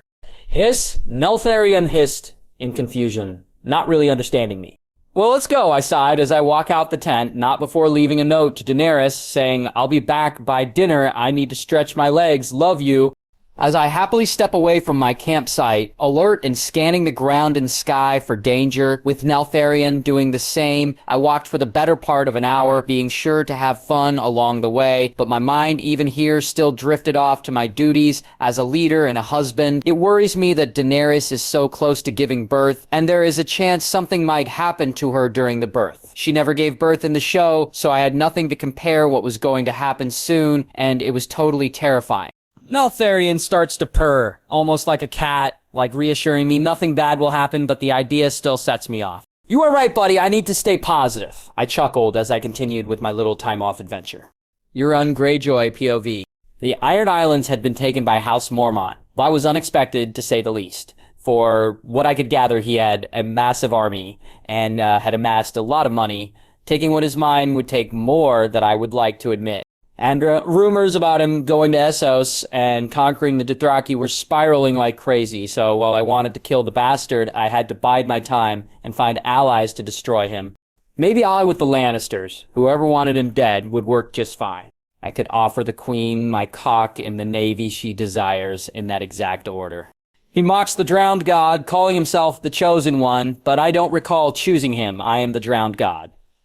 From Old Town to Karth, when men see my sails, they pray, and he will pray. Back to Ronner.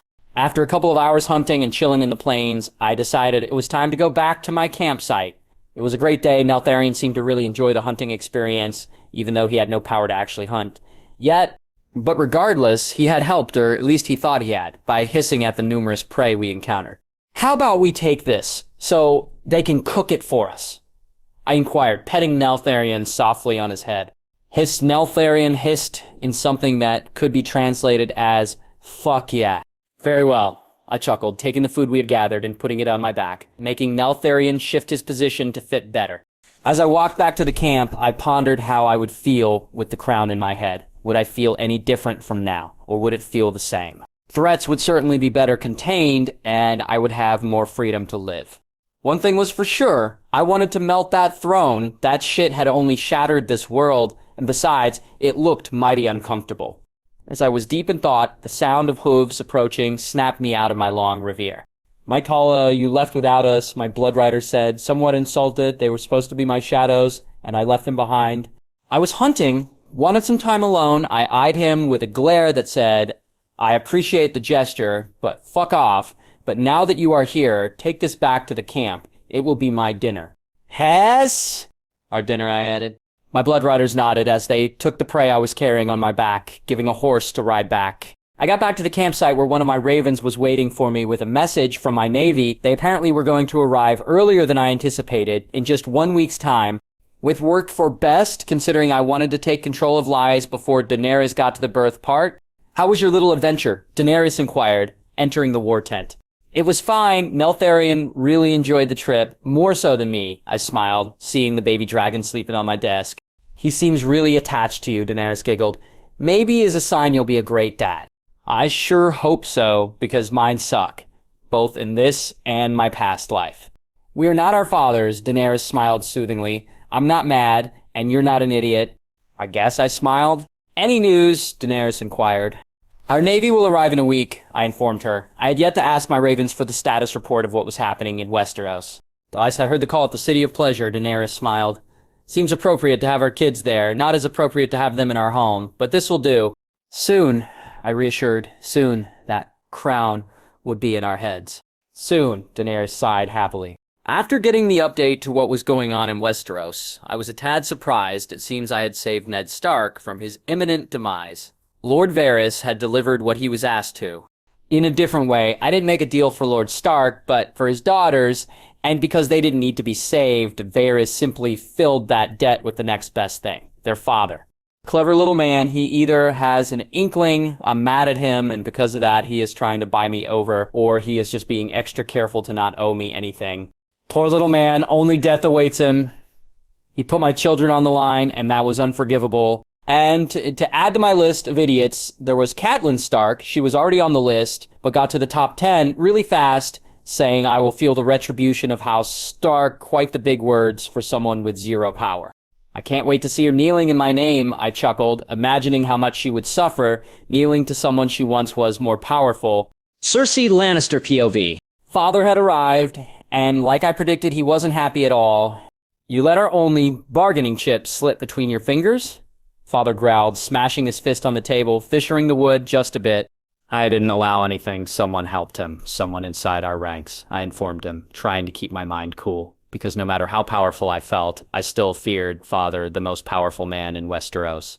I didn't get one single competent child. One is an idiot, the other a monster, and you think you are smart, but you are nothing. Father growled. I've him the queen. I was a queen. How dare he? I was still the queen. Of nothing, Father slapped me. We have no allies, no bargaining chips. We have nothing. All we have is my army and my money, so you'll do what I say if you want to win. Am I clear? Crystal, I muttered, feeling my face burning with pain and anger, but he was right. Without him, we have no chance. Good, and please control the mad dog you have as a child before I do it. Father added, and you know full well how I do stuff. I gulped, yes, Father, as I nodded between gritted teeth. I wrenched my eyes wide open. The sound of my ravens waking me up, it probably was time to the coast. For when my ships arrived, I stared for a second at the black-colored ceiling of my tent, really wishing I could sleep a few more seconds, but sadly I have kingly duties to attend to. Well, time to see the sore losers. Yesterday, I had a drinking contest with my men, and I had drunk enough alcohol to kill 2 elephants, but because my body metabolism is so efficient in processing toxins and other stuff, my body rendered alcohol useless. I do get tipsy though, but it takes a while. With a smile, I jumped off the bed, making sure Daenerys was sleeping soundly, and everyone but Neltharion stayed sleeping, for he notices that I'm leaving and climbs up to my shoulder, looking at me like I was about to betray him and leave. Let's go, buddy, I chuckled while I petted the little dragon on my shoulder as I walked out. Outside, I could see my man walking by, eating and drinking, but I wasn't here to admire their basic routines, so with a deep breath of annoyance, mostly because the sunlight was hurting me, for not sleeping enough, I started to walk up to my raven. Cool! The ships are arriving at Pentos in 10 days. We have to move to... My raven informed me as soon as I was in front of him, it was time to start marching, but there was a chance Braavos would see an army that big marching towards Pentos as a threat and attack me, preemptively. To avoid ruining my plan, I would have to separate my army to show them I was no threat to them, leaving a part with my wife, at least while I got my ships, the ones coming and the ones I had left on the coast with Viserys. Talking about Viserys, I wonder how is the little waste of cum is doing. I do hope he is wishing to die at this point. Viserys Targaryen POV. Total and absolute disgrace. I had been forced into the most deplorable situation, but the day of my retribution would come. I would kill that bastard for what he had done. He would pay. I knew sooner or later my allies would break me free. The same that Ilio said that had secret toasts on my name. They were soon to rescue me. I knew I could feel it.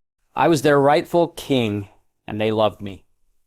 It was simply a matter of time to bring that treacherous snake down and take what is mine, what belongs to me, my sister and my throne. Back to Ronard POV.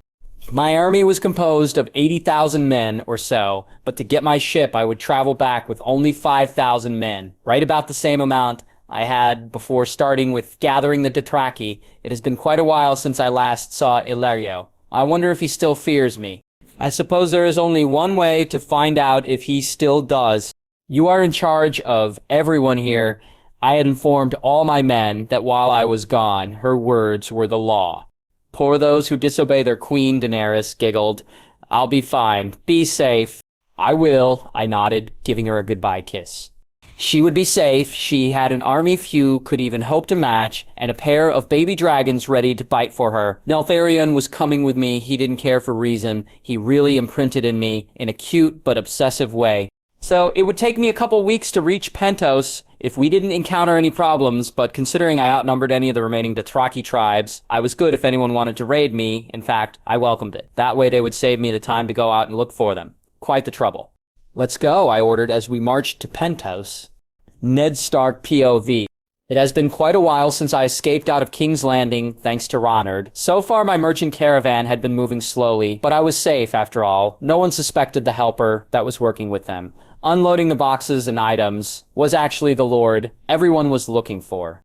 Almost 3 weeks of traveling, where I was on constant paranoia I would be captured, or something would happen. 3 weeks where I had to be completely alert, but after all that, I was finally here at Riverrun, the ancestral seat of House Tully.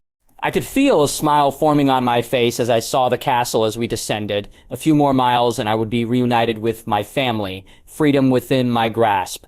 I had to give something to these merchants. They helped me. Even though they didn't have to, no. I had risked their lives for this very moment of peace and tranquility. I'm coming home, I muttered with an uncontrollable smile on my face.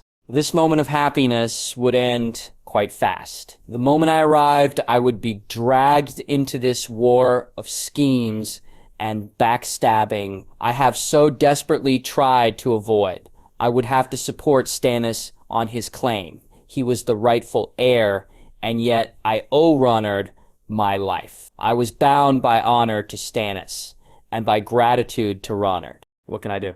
Robb Stark, father had escaped a while ago, and we had yet to find him. With him, the North would be whole again. Our family would be whole again. I have tried to be strong to show I have no fear and will bring the justice the North deserves, but I was afraid I would lose everyone I loved in this war. Stannis wanted us to bend the knee, but I had agreed with the lords to wait for father's answers, as he was the one who spoke for the North as a whole, but Stannis and the Lannisters aren't our only threat. Reynard was a pretty prominent one that was more and more dangerous every day. He's been increasing his army and resources at an alarming speed. Rumors say he already has an army big enough to take on the North and all its banners. He didn't even take his time to get a new fiancée. He was a power-hungry man that needed to be taken down, quoting Mother, and maybe she was right.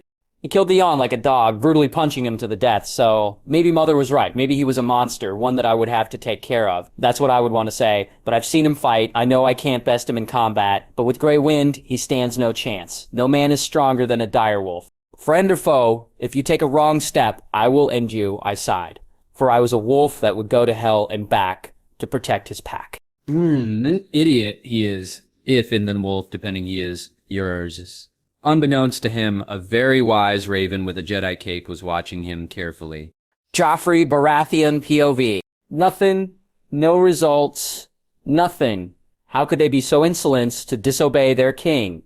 I said I wanted Lord Stark, and he is not here. They deserve to pay for this. Yes, they do. They have broken a royal order, and life is the only payment I will accept. Their pain will clean them. I want all my royal guard dead for their incompetence, I said with a wide smile. I knew grandfather would support me. He understood how to rule correctly. You won't do such a thing. Tywin sighed, who the hell he thinks he is to deny a king of his wish. That was an order, I shouted, anger boiling in my core as I gritted my teeth, but I was soon enough greeted by a slap. You'll do well to remember who is keeping you on that throne, boy, Tywin said. His cold eyes and demeanor were more frightening. I was a king, he can't do this. You can't! I was about to complain, but a glare from Tywin was more than enough to shut me up. I can, and I will. Behave like a king, and I will follow. Until then, sit and let me keep you in the throne. Am I clear? Tywin asked with a condescending tone, with Ronard on our back and Stannis on our front. We need every able man. We can't throw resources we don't have. Just because you want to. Not now. Ronard, that coward. If he was such a threat, he would be here feeling the taste of my blade. Ronard is no threat. Once the time comes, I will cut his head and show him the power of a true king, maybe with a duel. He is a threat, even bigger than Stannis. And his brother, he's been playing the game without losing so far. More than we can say, certainly better than you, so don't think for a second that pretty crown in your head will shrink the massive gap in skill between you and him. And always remember, kings can always fall, Tywin said with a cold tone. He really thought that bastard was better than me, that he could best me in anything. Unacceptable, I was superior to Ronard in every way. I am better. I was about to rebut this ludicrous statement, but grandfather stopped me. I have a kingdom to keep under you, so shut up and let me, Tywin said as he left the throne room. Not before adding, I don't have time to waste, especially not with your tantrums. Olenna Tyrell POV. War. Men were such predictable creatures, fighting for power, money, and women. But I had to be fair. Some fought for other men, like Renly was fighting because of the soft whispers of my grandson, what a foolish little boy. And what's even more foolish is Mace, that thinks the poor lad will win the throne and make Margaery his queen. Even if he won this war, which was hardly unlikely, he would most likely put Loras as his queen. The thought of it really puts on a new perspective, but it won't get to that. Renly is all talk, but little show. Yet here we are too deep into the gutter to escape it now. We must see it through. Every time Mace makes a decision by himself, consequences of catastrophic magnitudes follow through. In this family, only the roses have thorns, and men are no roses.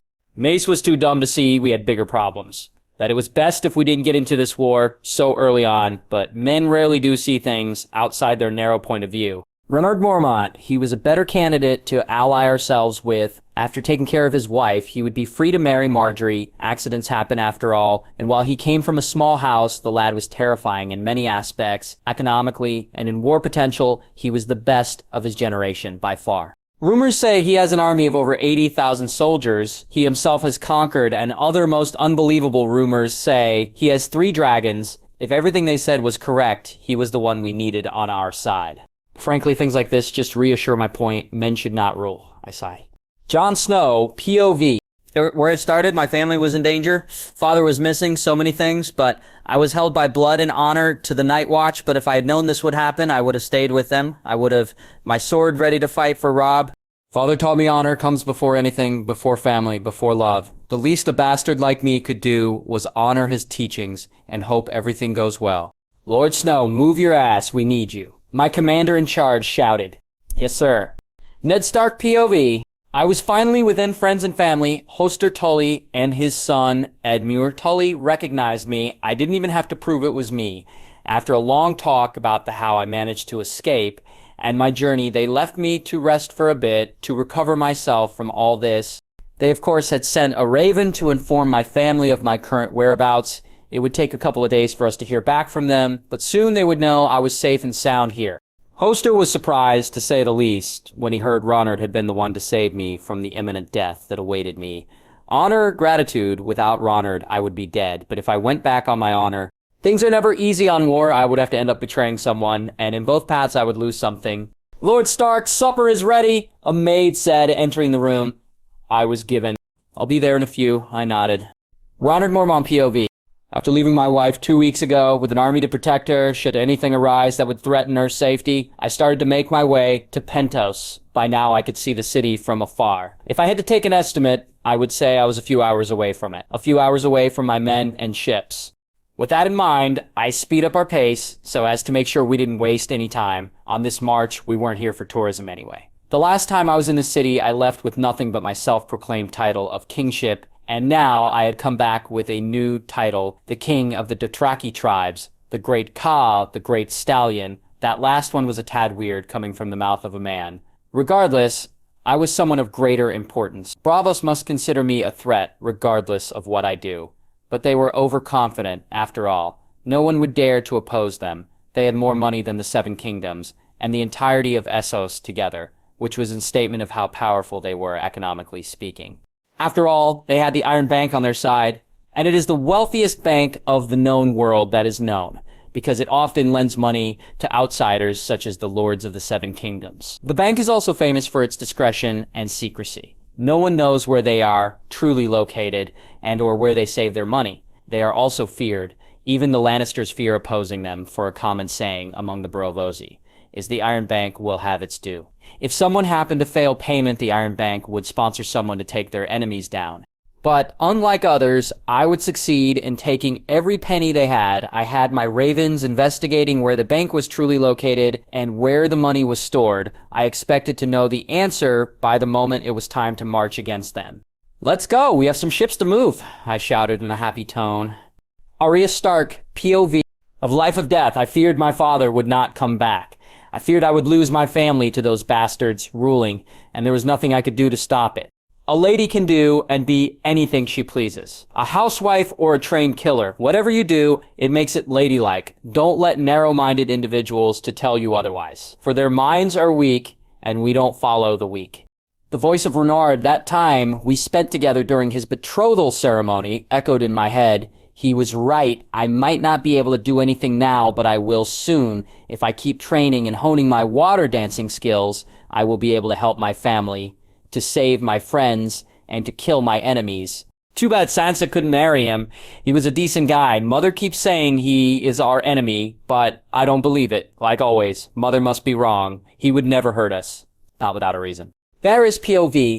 Lord Stark had finally gotten out of the lion's den. He was finally with his family, albeit politically. Nonetheless, he was immensely more safe that he could have been here. I wonder, will he support the young bear or the old stag? I did put him on an inner conundrum when I revealed why I was helping him. I wanted to see his resolve. Would his honor to Robert bound him to Stannis, or would his gratitude to Renard push him to forsake his misplaced honor? Things would surely prove more difficult for the wolf, whatever his choice was. With Ronard on the Targaryen side, Aegon was sure to take up the throne eventually, and if Ronard did not compel, he had already put babies inside Daenerys, he wasn't needed anymore, should he prove to be against the rightful ruler. Though this was easier said than done. He was the most informed in the world, possibly even more than me, so if I had to take a guess, it was most likely he already knew of my true intentions. If so, I had to play safe, or I would wake up dead. I had to throw him off his game. Whether he was a friend or a foe to Aegon, it was still to be seen. He keeps getting more and more dangerous. Daenerys POV. Ronard had left almost 2 weeks ago to gather our ships, so we could start our conquest and eventually take what's rightfully mine, rightfully ours. At this point, surprises were a common occurrence with him. He united a tribe of savages under one banner, our banner. He brought creatures thought to extinct back to life and had become one of the greatest warriors of this generation, all in the span of 16 years. He had accomplished so more, including winning my undying love, so this chance he had given me to lead his army on his absence, this chance I would prove him I was more than a decorative queen, that I too could make our enemies tremble with our mere name, that I could protect him just as he protected me. Tyro and Rhaegal were key parts of that, for when the time came, I would ride them into battle and burn our enemies. I would not let anyone hurt my family. Not again. For I was the Dragon Queen. Illyrio welcomed me to Pentos with open arms and fearful eyes, just as I expected. He still remembered our little personal chat. To some degree, I knew he was still double playing, but for now, he would be allowed to live. He still had some use. My sources have gathered that Aegon is gathering allies, but struggling to keep up with me. All he had for the moment was Jon Connington, Varys, and Illyrio on his side. His location was still unknown for me, as all the information I had gathered about him came from Varys and Illyrio during their secret exchanges, and both had been very careful not to say where he was, even during their little chats. Perhaps Varys was catching on with me, or they were really secretive to keep the so-called rightful king safe. I had no hard feelings for Aegon. In fact, I would give the option to just surrender and take Dragonstone, and keep the Targaryen bloodline, but I knew he would not take that offer after all. Any man with a possible claim for power would fight to the death to claim it. He would fight me even if he knew it was a lost cause. But in the end, wasting time thinking of him was utterly pointless. He was the least of my concerns. A man without an army. Though I had to admit his existence puzzled me. Before I discovered how deep Varys' plots reached and heard of him, I had completely ignored his existence. I remember vaguely reading about him in the second book, and how they couldn't really confirm he was who he said he was. I suppose burning him would prove if his dragon heritage was what he said it was, and solve the mystery. I have provided your men with all the things you requested. Aldrio smiled, bringing back to the real world outside my head. Oh, as diligent as ever, I nodded. Food and medical supplies were two of the few things I really needed to ensure my army stayed healthy and powerful. Ignoring Illyrio the rest of the way, I walked to the Bay of Pentos with my army behind. My blood riders were glaring at anyone that even dared to look at me, but while the thought of them being protective was nice and all, in reality, this was how Dothraki acted to strangers. Neltharion was undercover inside my fur jacket, sleeping soundly around my covered neck. I was waiting for the perfect moment to show him off to Elrio and see his expression of suffering. When he realizes the dragon eggs he sold me, hatched, it would be fantastic to experience his dismay. What can I say? I have no sympathy for the Magister. For the king! A man shouted, jumping from behind, trying to stab me with a knife dripping something. I didn't have to be a genius to know it was poison. Everything around me slowed down as I smiled. It has been quite a while since I had such a blatant assassination attempt, but before I can even reach my blade and kill the poor man that was highly misinformed of how hard this would be, my blood rider cut his head with his arak. Such a weak man does not deserve to stain the blade of our call, my blood rider said, spitting on the corpse of the assassin. I smiled at him. While I wanted to deal with the attempt myself, It was also nice to see I had competent men under my banner. Amazing work with an impressive clean cut. I smiled as I looked at Illyrio, who at this point was sweating his own weight per second. Did he have something to do with this? Hardly.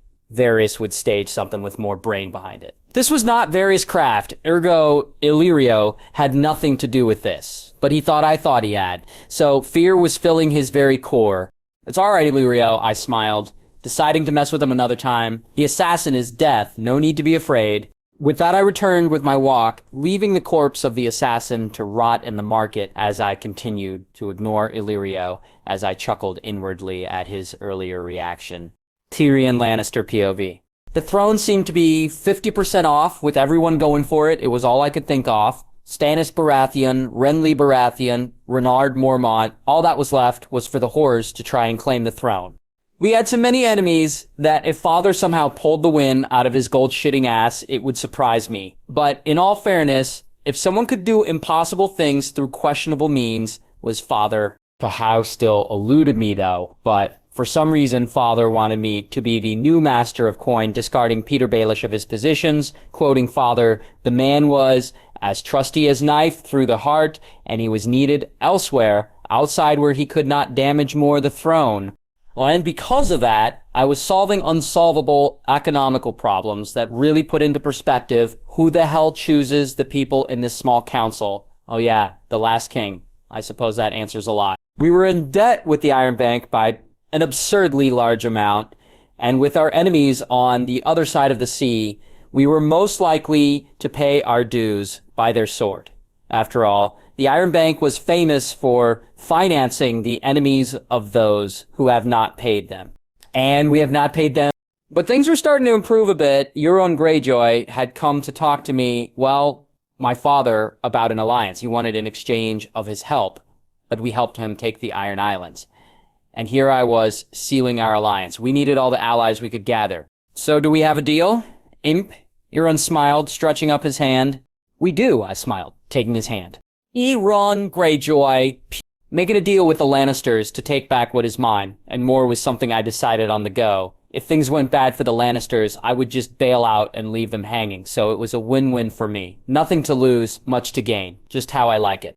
And if I get to fuck the queen along the way, that would be just a bonus. The cherry on the top. But then again, how many queens were there? I had a lot to fuck. Cersei Lannister, Margaery Tyrell, and of course, the rare delicacy of Daenerys Targaryen. Maybe after all of this ends and their respective men or protector are dead, I can show them a cock worthy of a crown, my own whorehouse with nothing but queens. I like the sound of that. I wonder if the little dragoness will like the taste of a kraken better. I smiled as I imagined her little white-colored head between my legs, choking on my cock. Well, if she doesn't, I can always dip my cock on his blood, so she can taste her husband and me. Unbeknownst to him, a raven with an eye patch and a black leather robe was watching him, and listening to his suicidal talk. This motherfucker be dead and he doesn't even know it. Stannis Baratheon POV. Melisandre said I was the chosen one, the one that would bring the realm together, and yet all I had was opposition. The North had yet to ally with me. My own foolish brother was rising against me, and the rising minor lord of the Bear Islands was also going for the throne. But my Red Witch was right. There were fakes, betrayers. The God of Light had assured me that the throne would be mine, and that they were nothing but shadows. I had to cast away to prove I was worthy of his blessing. And because I was the rightful king of the 7 kingdoms, and I would have my throne, for I was the prince that was promised. Victory was written in my destiny. The fire had spoken of my victory before. Nothing will stop me, I stated, as a matter of fact. Nothing will, my king. Melisandre nodded in approval. The fire has shown me of your victory. All those fakes will fall to your mighty feet. The sound of one of my men knocking at my door woke me up. It probably meant 2 things. Either we were close or someone was stupid enough to attack us in the sea. So with curiosity, I hastily dressed up as I scrambled over to the deck to confirm which one was it. Happy for either of the 2. My king, we are 2 hours away from the coast, close to Lys. The captain of my ship stated, pointing with his finger to the map in front of him. Very well, I nodded. It seemed one of my suspicions was right, and I would be reunited with Daenerys soon. It has been almost a month since I last saw her. She must have that beautiful baby bum bigger than when I left her. My first priority was getting a base in Essos, and Lys would suffice for many purposes. It was on the sea, so it was easily protectable, and it was located close to the Pentos, so travel would be a breeze. But the one reason that moved me to get this city as fast as I could was that I didn't really know how much time Daenerys would need to recover. After childbirth, she would be having twins, and the medical state of this world was quite lacking, but I would give her all the time she needed on a protected environment. And Lys was the perfect place for that. A mercantile city built on a very fertile island that was very good for agriculture and that at one point was considered a tropical paradise by old Valyrian dragonlords. This beautiful sunny island would serve as the safe haven I was looking for my wife and kid. Quite poetic that one of the latest dragon ladies is coming back to the island. But things were easier said than done, and conquering may or may not present its challenges. My ravens had said Lys is protected by high walls and hired sellswords, both navy and land. The navy would be a piece of cake to destroy, but I had yet to see if their army would prove a bigger challenge. After all, numbers don't always win wars, but I would find a way. Victory would be mine, one way or another. But in many aspects, it was the right choice. Conquering Lys would make me infinitely richer than I was before. Because, politically speaking, the city was dominated by wealth rather than by birth. So in short, there were no lords, just rich merchants with tons of gold begging to be mine, apparently. Lys is a place where trade is considered a profession more honorable than being a knight. But that wasn't all the city was known for. They were renowned in the world for their pleasure gardens and temples dedicated to pleasure that are said to have the best whores in the known world. I already knew where my men would spend their gold after the conquer. Let me know once the land is in sight, I told my men, leaving to my quarters inside the ship. As I walked to my room, I pondered about how Viserys would react to the dragons and everything. He was still alive. I had yet to see him, but he was on one of the ships, still in his cell, eating whatever my men decide to give him. I wonder if Daenerys will kill him. I chuckled. Daenerys Targaryen, POV. I had moved the army to the coast where we would set camp while we waited for Renard to arrive with the ships. Rhaegal and Kuro had been anxious since Ronard wasn't close. They really missed their dad. He was the one that hatched them. I was starting to actually feel the pregnancy affecting me. My baby bum oven, as Ronard calls it, had grown a lot these past few days. The twins had decided to expand their poor mother and see how bendy her skin and belly were. But even with all this, I can't help but love my little chimeras, as Ronard calls them. Half bears, half dragons. Whatever they would be, it would be unique and awesome. I just knew it. My Khaleesi, Ronard's father Jorah Mormont, entered my tent, kneeling, not daring to look at my eyes. Ronard had left quite the impression on him, as he should. We can't forgive those who wrong us, but we can make them pay. What do you want? I questioned the disgusting leech, coldly. I want to redeem myself for what I did in the past. Jorah took a deep breath. I want to offer my blade to be your knight. I want to be your shield, should your life ever need one. I want to be of some use to my grandchildren. His grandchildren, he lost that right, and privilege the moment the left my husband alone in a broken kingdom where anarchy and betrayal rule, and the only way to survive is being the bigger monster. Your life is where it's needed, so don't think so highly of yourself, I said while Rhaegar and Kuro hissed at him as if agreeing with me. You are but a stain on my husband's history, and stains can be removed. So do use that brain of yours and remind your place. By this point, Ravens has entered my tent, many of them, all glaring at Jorah as if awaiting my command to attack. Next time you disobey your king's orders and come and talk to me, I will deliver my husband your head on a silver platter. Is that clear? Crystal, my queen. Ned Stark POV. My family was on their way to pick me up. Well, Cat was my son was holding the army together, and my daughters were in Winterfell alongside Bran and Rickon, safe and protected as they should be. I couldn't wait to hold my son and hug him. I couldn't wait to kiss my wife. And most of all, I couldn't wait to go back to Winterfell and never come back south again. Cat was right. Starks don't do well in the south. The memories of our walks together seemed so far from reality, I wasn't ready to die and leave my family behind. Lord Stark, Holster Tully said, snapping me back to the waking world. The man was making an effort not to look weak. He was deadly sick and bedridden for the most part, but wanted to die like a man, on his feet. I know it's not ice, but you will need a new sword, he said, as Servant handed me a fine long sword. It's not Valyrian steel, but is good enough. The sword was a masterpiece. It could be seen that it was magnificently crafted by a highly skilled blacksmith. It was not as unique as ice, but it would certainly do the trick when in battle. Whoever made this was very good. You didn't have to do this, I smiled, admiring the blade. Use it until you get your blade back, Hoster chuckled. That I will. I nodded. Ice would come back to our family, one way or the other. Catelyn Stark, POV. Ned was alive and was staying with my father in Riverrun. The gods were smiling at me. They had heard my prayers and helped my husband. Ned said it was thanks to Ronard that he escaped, that by his hand he was able to survive. But I could see beyond that, Renard was trying to manipulate Ned into servitude. I wasn't gonna let him. That treacherous rat would not take advantage of Ned anymore. Stannis would make sure of it. Once Ned pledged his loyalty to him. Let's see how well you do, little bear. I smiled triumphantly. No matter what he was planning, I would always be one step ahead of him. For my family, I would stop him. Okay, this bitch is dumb. Her IQ must be negative. This motherfucker needs some books and corn. Somebody help this bitch increase her brain power. Unbeknownst to her, a raven with an eye patch and a black rob was trying hard to calculate her IQ. Robb Stark POV. Father was safe, and the one responsible for it was Renard. Had he foreseen this, just how far ahead he had seen this game played out. Like Mother said, he was dangerous, but after this, I doubted he was for us. He had rescued Father, knowing full well that Father would most likely support Stannis. He had done something for us. We as a whole would never be able to repay. He had united our family, our pack, but Mother was paranoid, saying he was trying to manipulate us, to use us. At this point, I was almost sure her ideas and opinions of him were biased on her one-sided hate she had for him, because I refuse to believe now that he is our enemy and hates us. He had done what I couldn't. I wonder why Mother hates him so much, I sighed. At first I thought it was for what he did to Theon, but she never liked him, at least not that much to warrant such profound hate.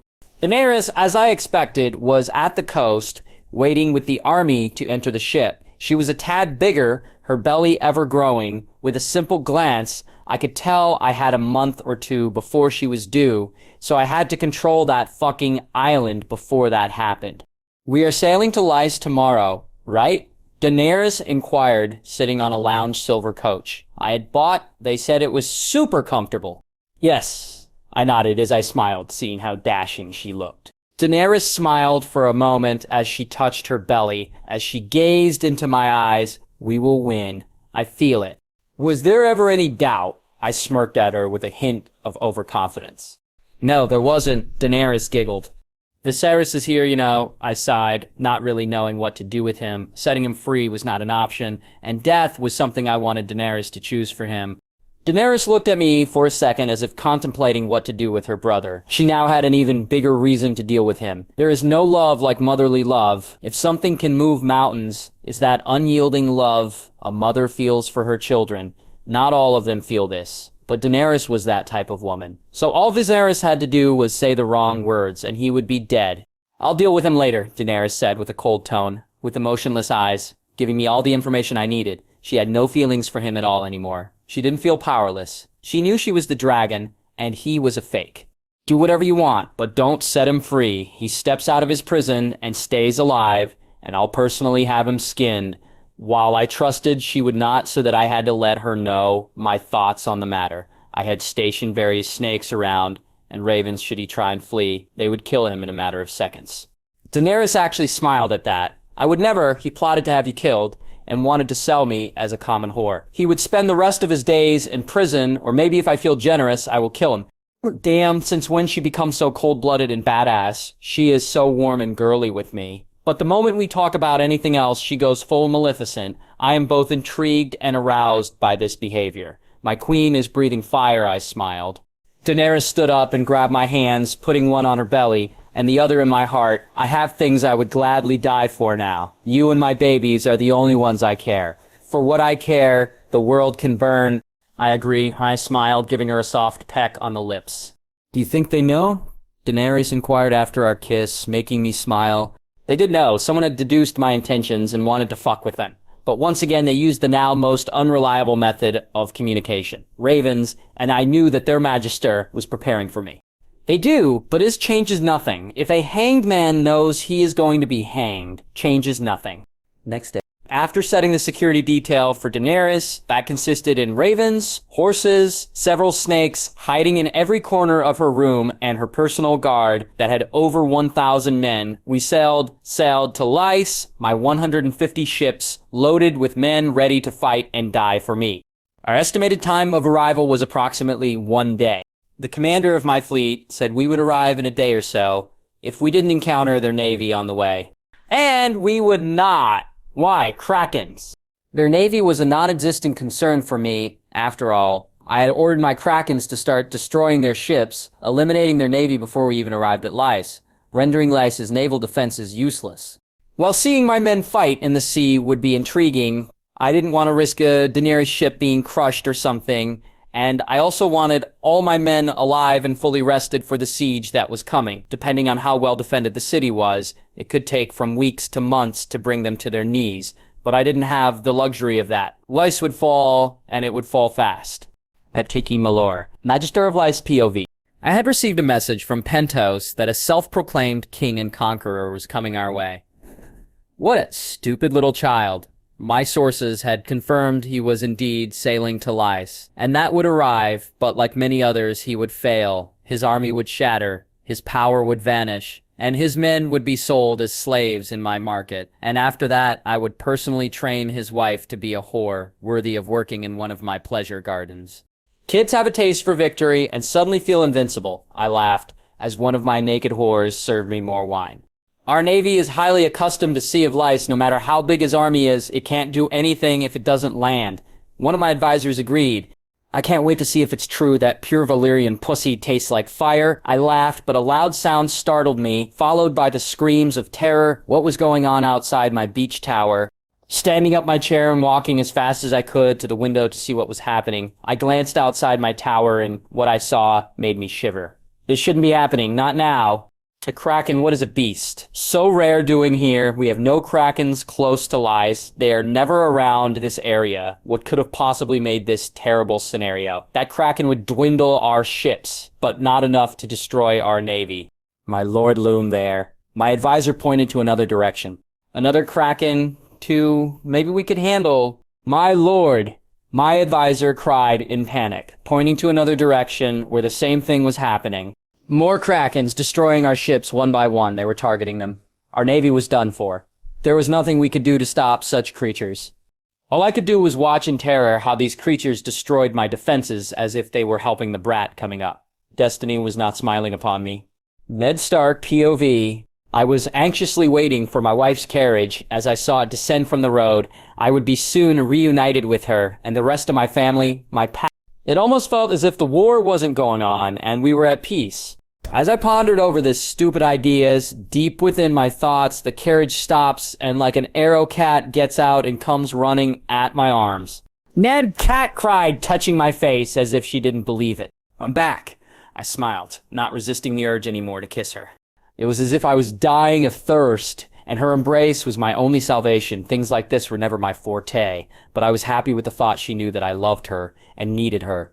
I never lost hope the gods would help you, Kat said between sobs. I never stopped praying for you. I smiled, hugging her tightly. We are together at last.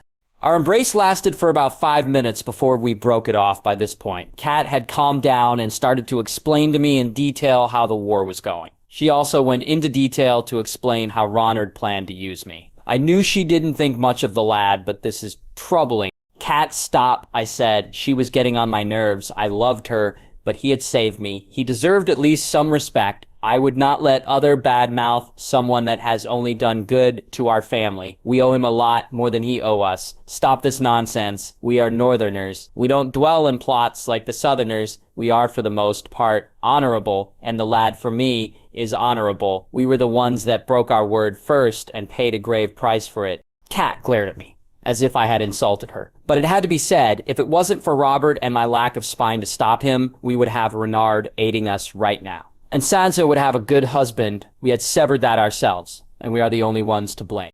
You'll see, like I told, not to come to King's Landing, because you would probably end up dead. And it ended up being almost true. You'll see how honorable that kid can be, Kat said with a huff, leaving to speak with her father. Not even an hour together, and we already fought, I sighed. It was finally here. We had arrived at Lice with no complications, just as I expected. Now was where the war started. My men were prepared for what is to come. I had told them there were only 2 rules, no raping and no killing kids. Most of the last year has been spent increasing my military strength to prepare for the challenges ahead. This was my first challenge. My first conquest as the king of the 7 kingdoms, the king of Essos. At the coast, we found nothing but a desolated area that made unloading and setting the camp walk long and silent. The Magister probably opted to play on the defense without his navy. He didn't have many options after all, but so much silent could mean they were trying to ambush me. So with that in mind, I sent a few ravens to scout the area and some to investigate what the Magister was doing right now. If they had a militia of 2,000 sellswords, it would allot, and against my army of 80,000 Dothraki, plus what I had from the 7 kingdoms, made his options very limited. He can't face me head on, so trying to starve me out here, the best option, quite crafty considering he is nothing but a merchant, but I suppose I must give credit where it's due. It takes our men roughly 8 hours to set the camp, starting with my tent, so that my wife could rest. The rest of the day was spent on unloading our supplies from the ships, weapons, food, medical equipment, and more. But it was fairly simple to do it without opposition. I originally expected to face some type of problem once we arrived at the tropical island, but I'm glad I was wrong with that. I can relax at the thought nothing will happen to Dany, not even by mistake. A few hours after setting the camp, my ravens flew back to their posts with updates, and things were mostly like I expected them to be. The Magister had indeed planned a defensive strategy, but not for the entirety of Lice. He had moved the entire company of sellswords he had hired to his castle and had locked himself there with some other nobles with all the food he was able to move and raid from the people of Lice. His plan to stall me for as long as possible while he contacted Brabalfa for help.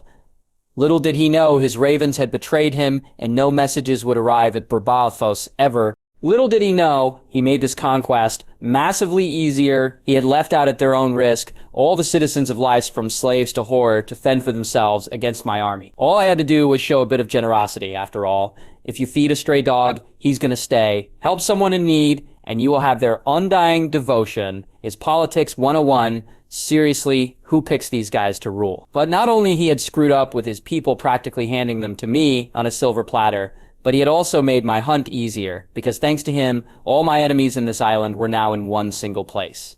A target begging to be burned. How delightful, I smirked, very happy with the information I had been given. But that wasn't all the information my ravens were able to gather for me, apparently. The Magister originally pretended to slave my people and make my wife a queen. His personal whore. With that insightful new information at hand, I let my men know the situation, sending, as you would say, political ambassadors around the island, with each one a small army of 5,000 soldiers to back them up, with simple one mission, to tell all the citizens that would not harm, that our target was the Magister, and that if they bowed the knee, we would ensure that the Magister paid for his crimes against them. As for me, I had an entirely different mission. On a completely different tone, I was not in the mood for peace. Quite frankly, what I wanted right now was to boil the Magister alive for his hubris of thinking that he would ever touch Daenerys. For I would make sure he begged with all his might for the sweet and kind release of death, and only then I would deliver his wretched soul into the fiery pits of hell. So with anger boiling within my soul and the unyielding desire of butchering a Magister, I rode with my Khalasar to his castle, ready to bring him an every down, no mercy. My beliefs were simple. In war, if they stand behind me, I would give them protection, as I do with my men. If they stand beside me, they would get my respect. But if they stand against me, they would get no mercy. May the gods have mercy upon our enemies, I shouted, getting cheers of approval from my Khalasar, because we won't. Atfil Jurar. War! My Khalasar chanted as we rode to the castle, each and every single one of them ready to taint their blades with blood. Piteki Malor, Magister of Laz, POV.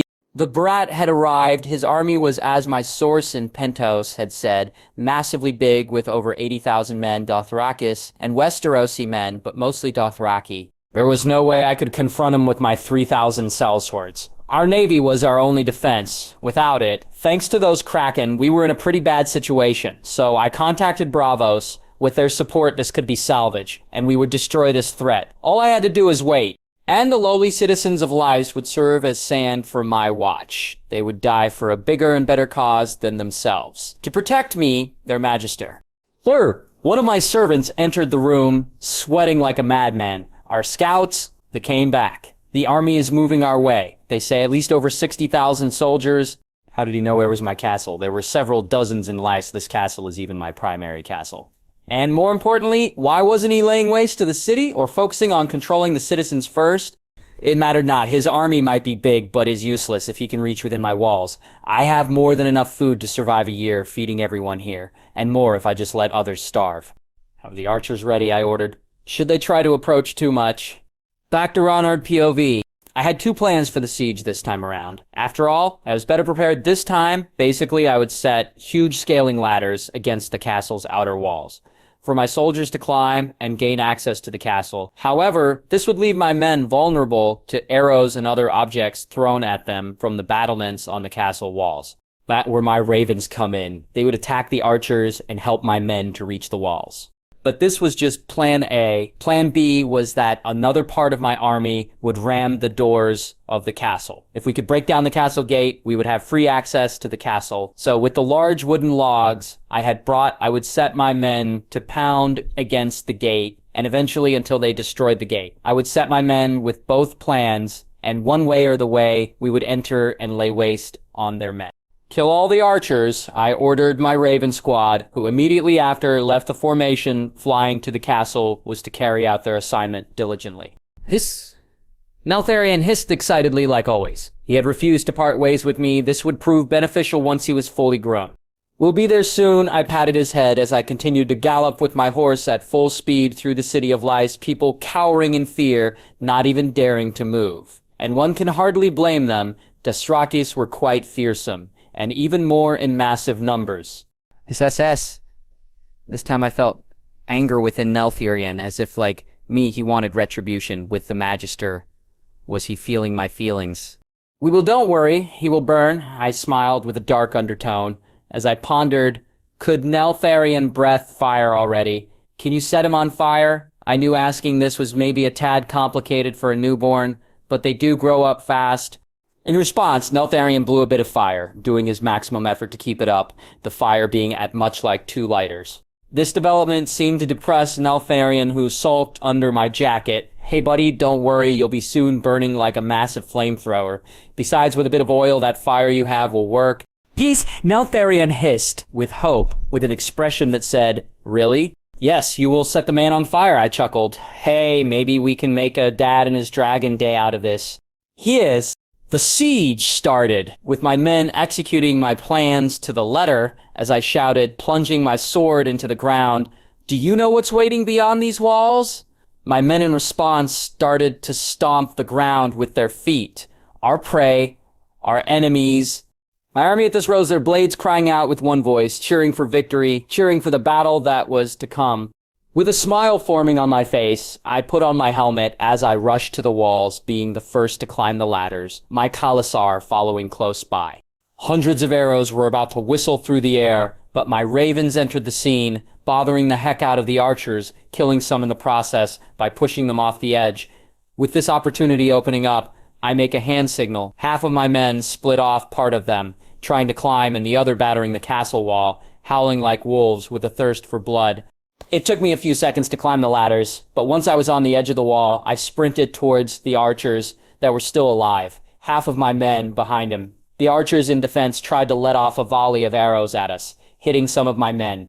Dodging the incoming arrows, I leaped over the fortifications they had to protect the archers, sword flashing before my feet ever touched the ground, landing behind them as the archers crumpled to the ground as my sword cuts through them. It takes a moment for my men to catch up with and help me lay death into the archers. Within seconds, we start to massacre them, erasing their primary defenses, rendering the walls completely useless against my horde of Dothraki climbing. With a smile, I turned around, looking at the castle where the Magister was hiding, and with a nod, I confirm my next target. My men catch up to this almost unperceivable gesture and rally to the castle. As I dash for the castle, I hear the door being opened, and the rest of my army rushing in. They had no way of winning now. Not that they ever did. It doesn't take me long before I reach the castle. The main event of this invasion, The archers at the castle unleash a fusillade of arrows, killing a few of my men as we advance. Every few yards, another soldier would fall. Several of them are wounded, but if they were not dead, they would keep moving forward as they saw me, their king, charging into battle without fear.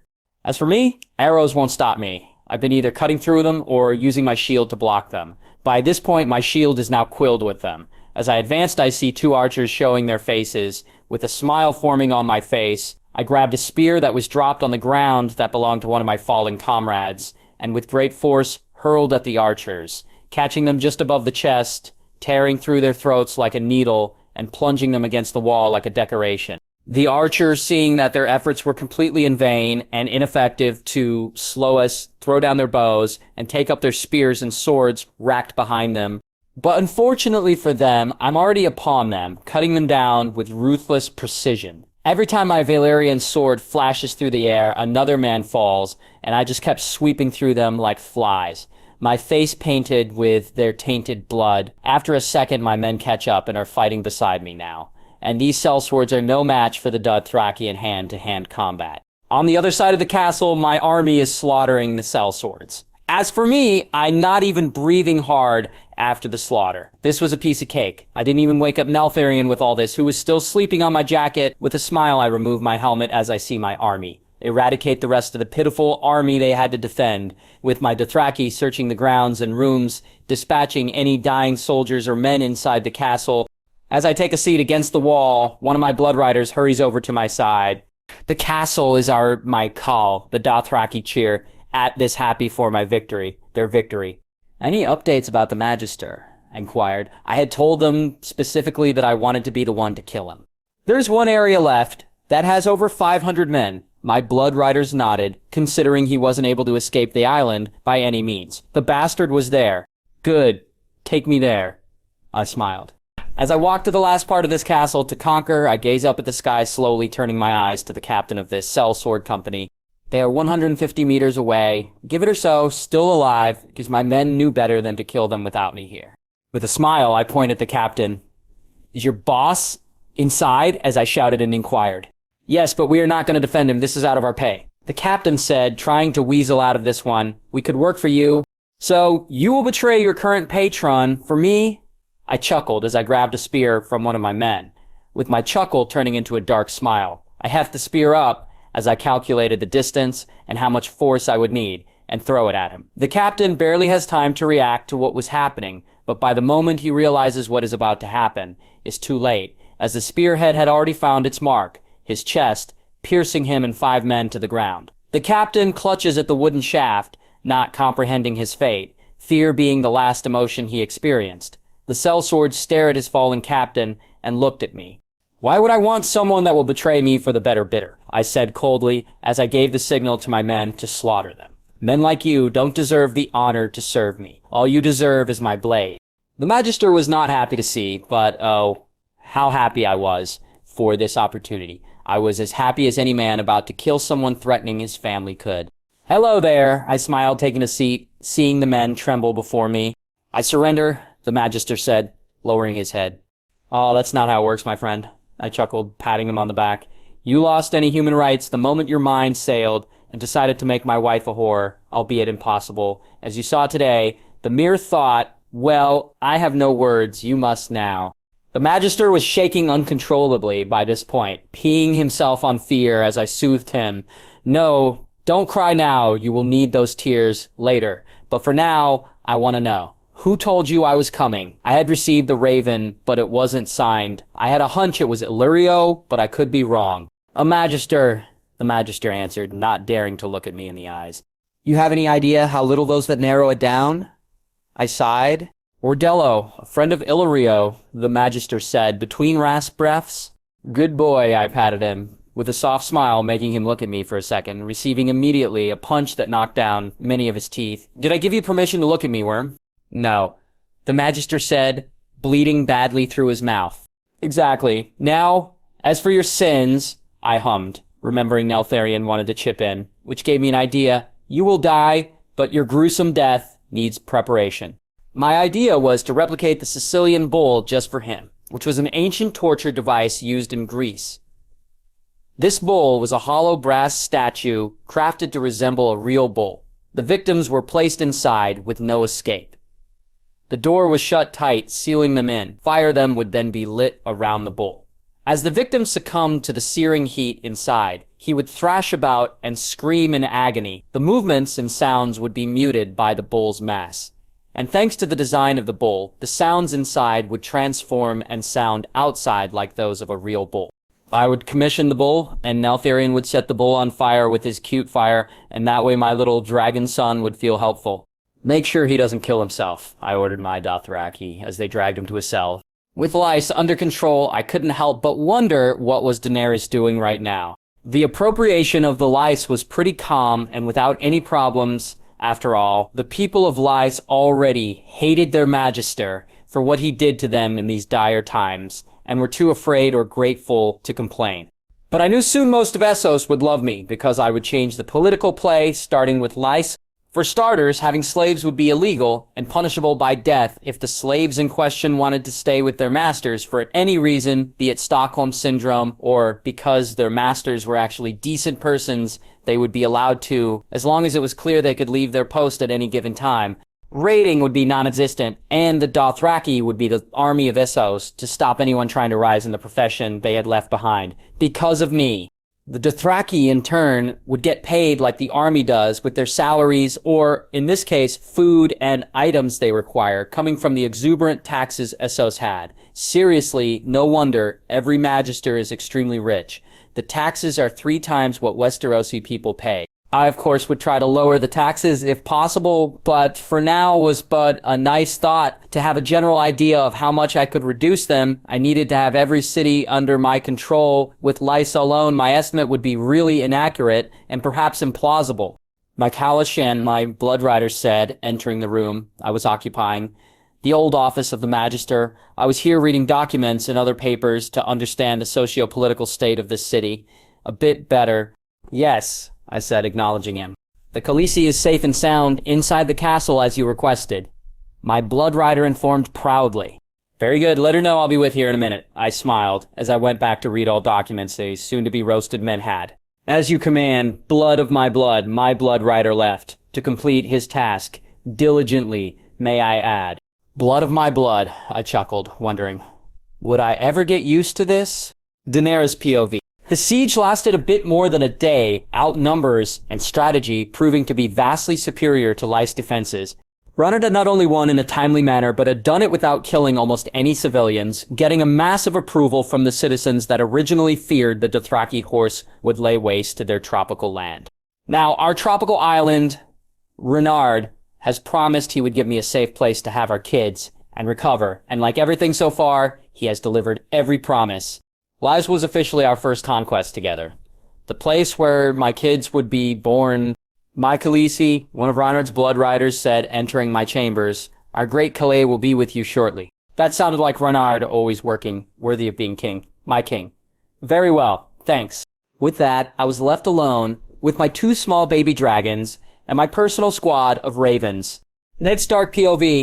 After a few days of travel, I had finally arrived at the garrison. My sun had set close to the borders of the Riverlands. It was relatively close, with only being 5 days of travel to get there from the castle of House Tully. Once I arrived, I couldn't help but find that it was surprising to see that all the houses of the north, my land, had raised their banners to help my son set this injustice. I had suffered, right? For the exception of House Mormont, they had refused to come, not that I blamed them for it. Many did. Thus was at least what Cat said. Father. Rob cried out the moment I stood out the car, hugging tightly with love, but something about him was different. This war had changed him. You have done good. I'm proud of you. I smiled genuinely. My son had held a war without succumbing to the pressures of one. I have only done what you would have done, Rob smiled, as he turned to Cat that had just recently gotten out of the carriage. Mother! Rob approached her, hugging her in the same lovely embrace he gave me as he asked, how is grandfather? Good, Cat answered dryly as she started to walk away to what I assumed was our tent. I need to rest for the moment. My head hurts. Rob sighed as he gave me a look. Does it has to do with Ronard? I sighed back. It does. I don't agree with her ideas about what is going on with Ronard. I believed her at first. Rob smiled sadly, seeing his mother fade into the background. But he saved you. He brought you back to the north where you belong, and until he proves otherwise, he is someone I would like to call a friend. I smiled at my son, but the matters were a bit more delicate than that. Renard wanted the throne, and so did everyone but ours. So that only left me with two options. Either I waged war against Renard, who was part of us, part of our kin, a true northerner like almost everyone at this garrison, or I helped him. Enemies or allies, there wasn't a middle ground, and I had to make that choice. I know, I smiled. Sansa Stark, POV. Father was safe and sound. At first, I thought it was a cruel joke from Joffrey. That little monster would surely enjoy seeing me get hopes just to crush them under his heel. But after getting a few more ravens, I had no other choice but to believe it. Father was alive, and the responsible for it was Renard. He had saved Father when he didn't have to. It's been a while since I last saw him, but I have so much to thank him. He might not have ended marrying me, but he had kept his promises. He had kept me safe, even from afar. Something Mother didn't see at all. She hated him. For reasons I had yet to find, she was so unfair with him that made me question everything I had seen from her. Was this the same treatment Jon received? Was Jon like Renard mistreated and misjudged by her delusional mind? After all, that was the only description I could come up with. Renard had done nothing but help us, and yet she hates him. Perhaps I should write Jon a letter, apologizing for how I treated him because apparently I had just opened my eyes to the truth. How naive I was. Form your own opinions, Sansa. Don't let others decide what you think. You are a wolf, Sansa, not a sheep, and only the sheep follow others blindly. You were right, all along. Arya Stark POV. I knew it. Renard would never hurt us. He was our friend. I'm never wrong with the people I like, and he was on my list of people I considered great. He had saved Father just because he could. He had kept our family, our pack of wolves together. Mother was like always in the wrong about him, like she has always been about Jon and what ladies should do and not do. One day I would pay him all he had done for us. Maybe I could be one of his knights. He did say I had talent. One day I would be his Fang, the Fang of the Westeros. I like that name. I laughed as I continued to practice with my sword. Cersei POV. Lord Stark had escaped my grasp and had joined his family and their army, whose plan was to overthrow their rightful king, Joffrey. If that wolf allied himself with Stannis, and they somehow managed to convince Renly to join them, our heads would be on the ropes by next morning. This, of course, was totally implausible, for Renly and Stannis hated each other and would never bend the knee, and as for Lord Stark, he was in debt with Renard for saving him. How did Renard's influence manage to get so far as to have people inside our ranks? Eluded me, but was a clear statement I had misjudged the little lord. He certainly played the game better than I had anticipated. Better than most. After all, by saving Lord Stark, he had most likely won an ally, and had, in turn, weakened us. Father had the little bear in high regard, saying that out of all the enemies we were facing, Renard would prove to be the most dangerous and unpredictable. But like always, we would come on top. We were lions, and lions won, even Tyrion. That little monster had given his pitiful existence some value after he sealed an alliance with Euron Greyjoy, gaining his fleet to our side. "Sister, we need to talk," Tyrion said, entering my room, already ruining my day. "What do you want? Make it quick," I inquired. "We need to talk about Myrcella and possible alliances," Tyrion said, getting a cup of wine. "He wanted to sell my daughter like a whore, as Father had done with me. How could he even consider that my children belonged with me? And with me, they would all stay.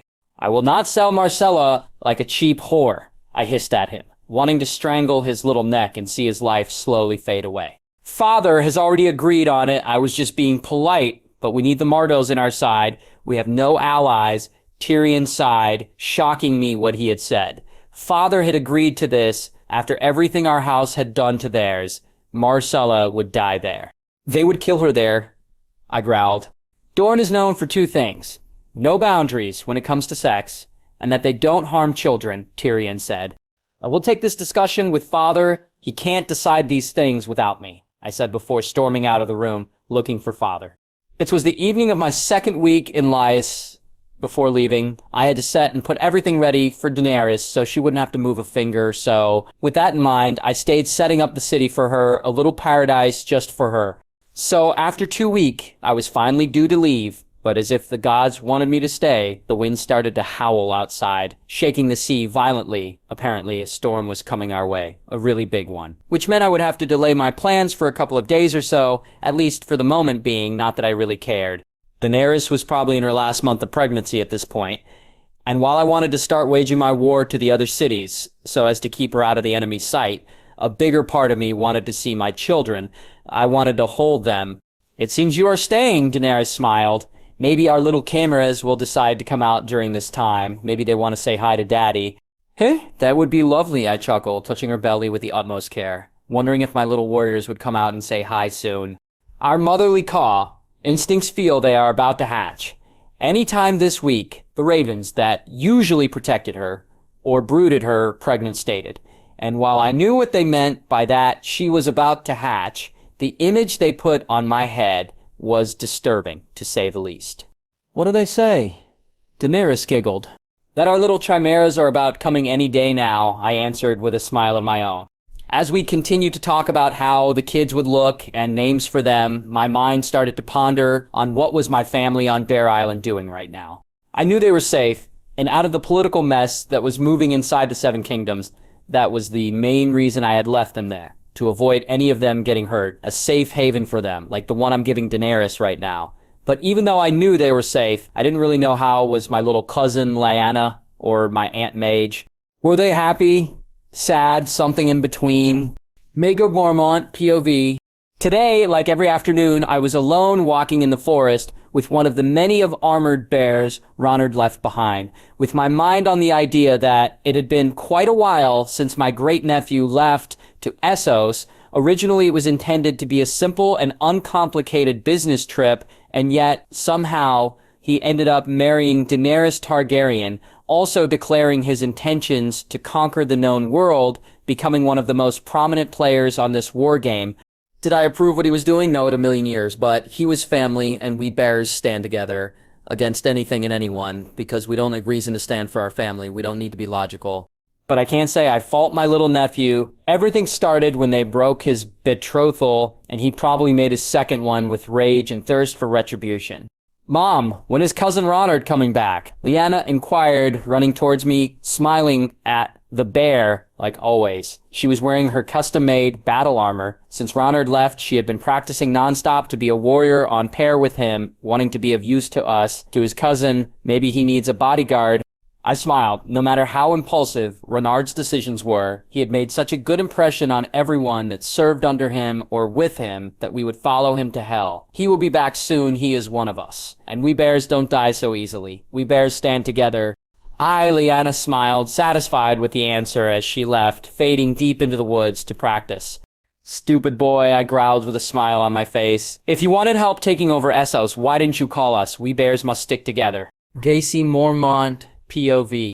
Ronard had left and had started a war without us, his family, and that was something I planned to fix. I wasn't going to let my cousin go into battle without us. Not any longer, not without his armored bears and his armored ladies, as he used to call us. "You were right, Mother has no idea when he is coming back," Lyanna sighed with a pout. That turned to smile really fast. "When are we leaving?" Lyanna had discovered my plan to go and help Ronard, and the only way I managed to buy her silence was to offer her to come with me, and it wasn't like she was going to charge into battle. Renard would probably have her with his new wife. As for me, I wanted to go into this war with him. I wanted to ensure he would come back to us, his family. He was beyond reckless, always acting like he was invincible, unstoppable, unkillable, but no one really is, so he needed us by his side to help him. "We have to leave tonight. I have gathered half of the bear squadron and some of our men." I smirked at her. "Very well," Lyanna smiled excitedly. "Finally, we will be able to serve the vodka bringer." One of the many armored bears coming with us growled, as soon the other growled in approval. "Sometimes I feel they can understand me," Lyanna added with a puzzled look on her face. Later that night, Lyanna and I left the house, being careful as to not be seen or hear. The men I had gathered were loyal to Ronard like everyone on the island, but unlike others, these would keep quiet, so that Mother wouldn't stop us. "So you finally decide to leave?" The voice of my mother stopped me cold on my tracks as I was running through the forest.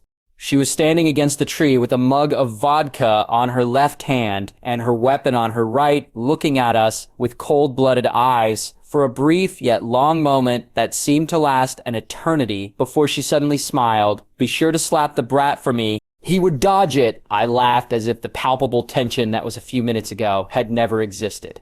Is the thought what counts? Mother laughed, turning her gaze to Lyanna. I will go. You can't stop me, Lyanna said, standing her ground, as if ready to fight her way out of this, knowing full well Mother would give her the spanking of her life.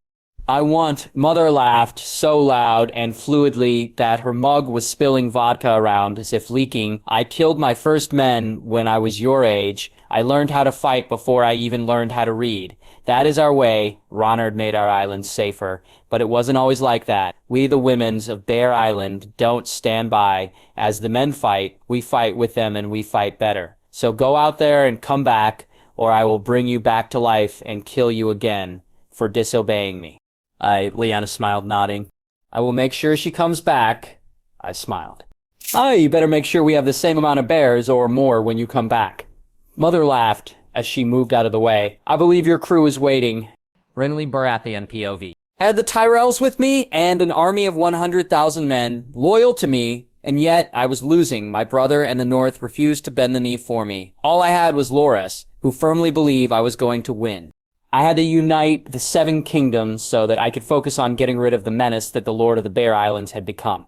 Why so tense? Loras smirked, kissing me. Do you have some tensions to release, my king?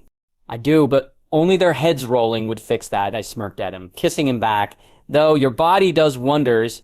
I know, and it's all for you, Loras said. And after that, I was engulfed in the fiery pit of pleasure.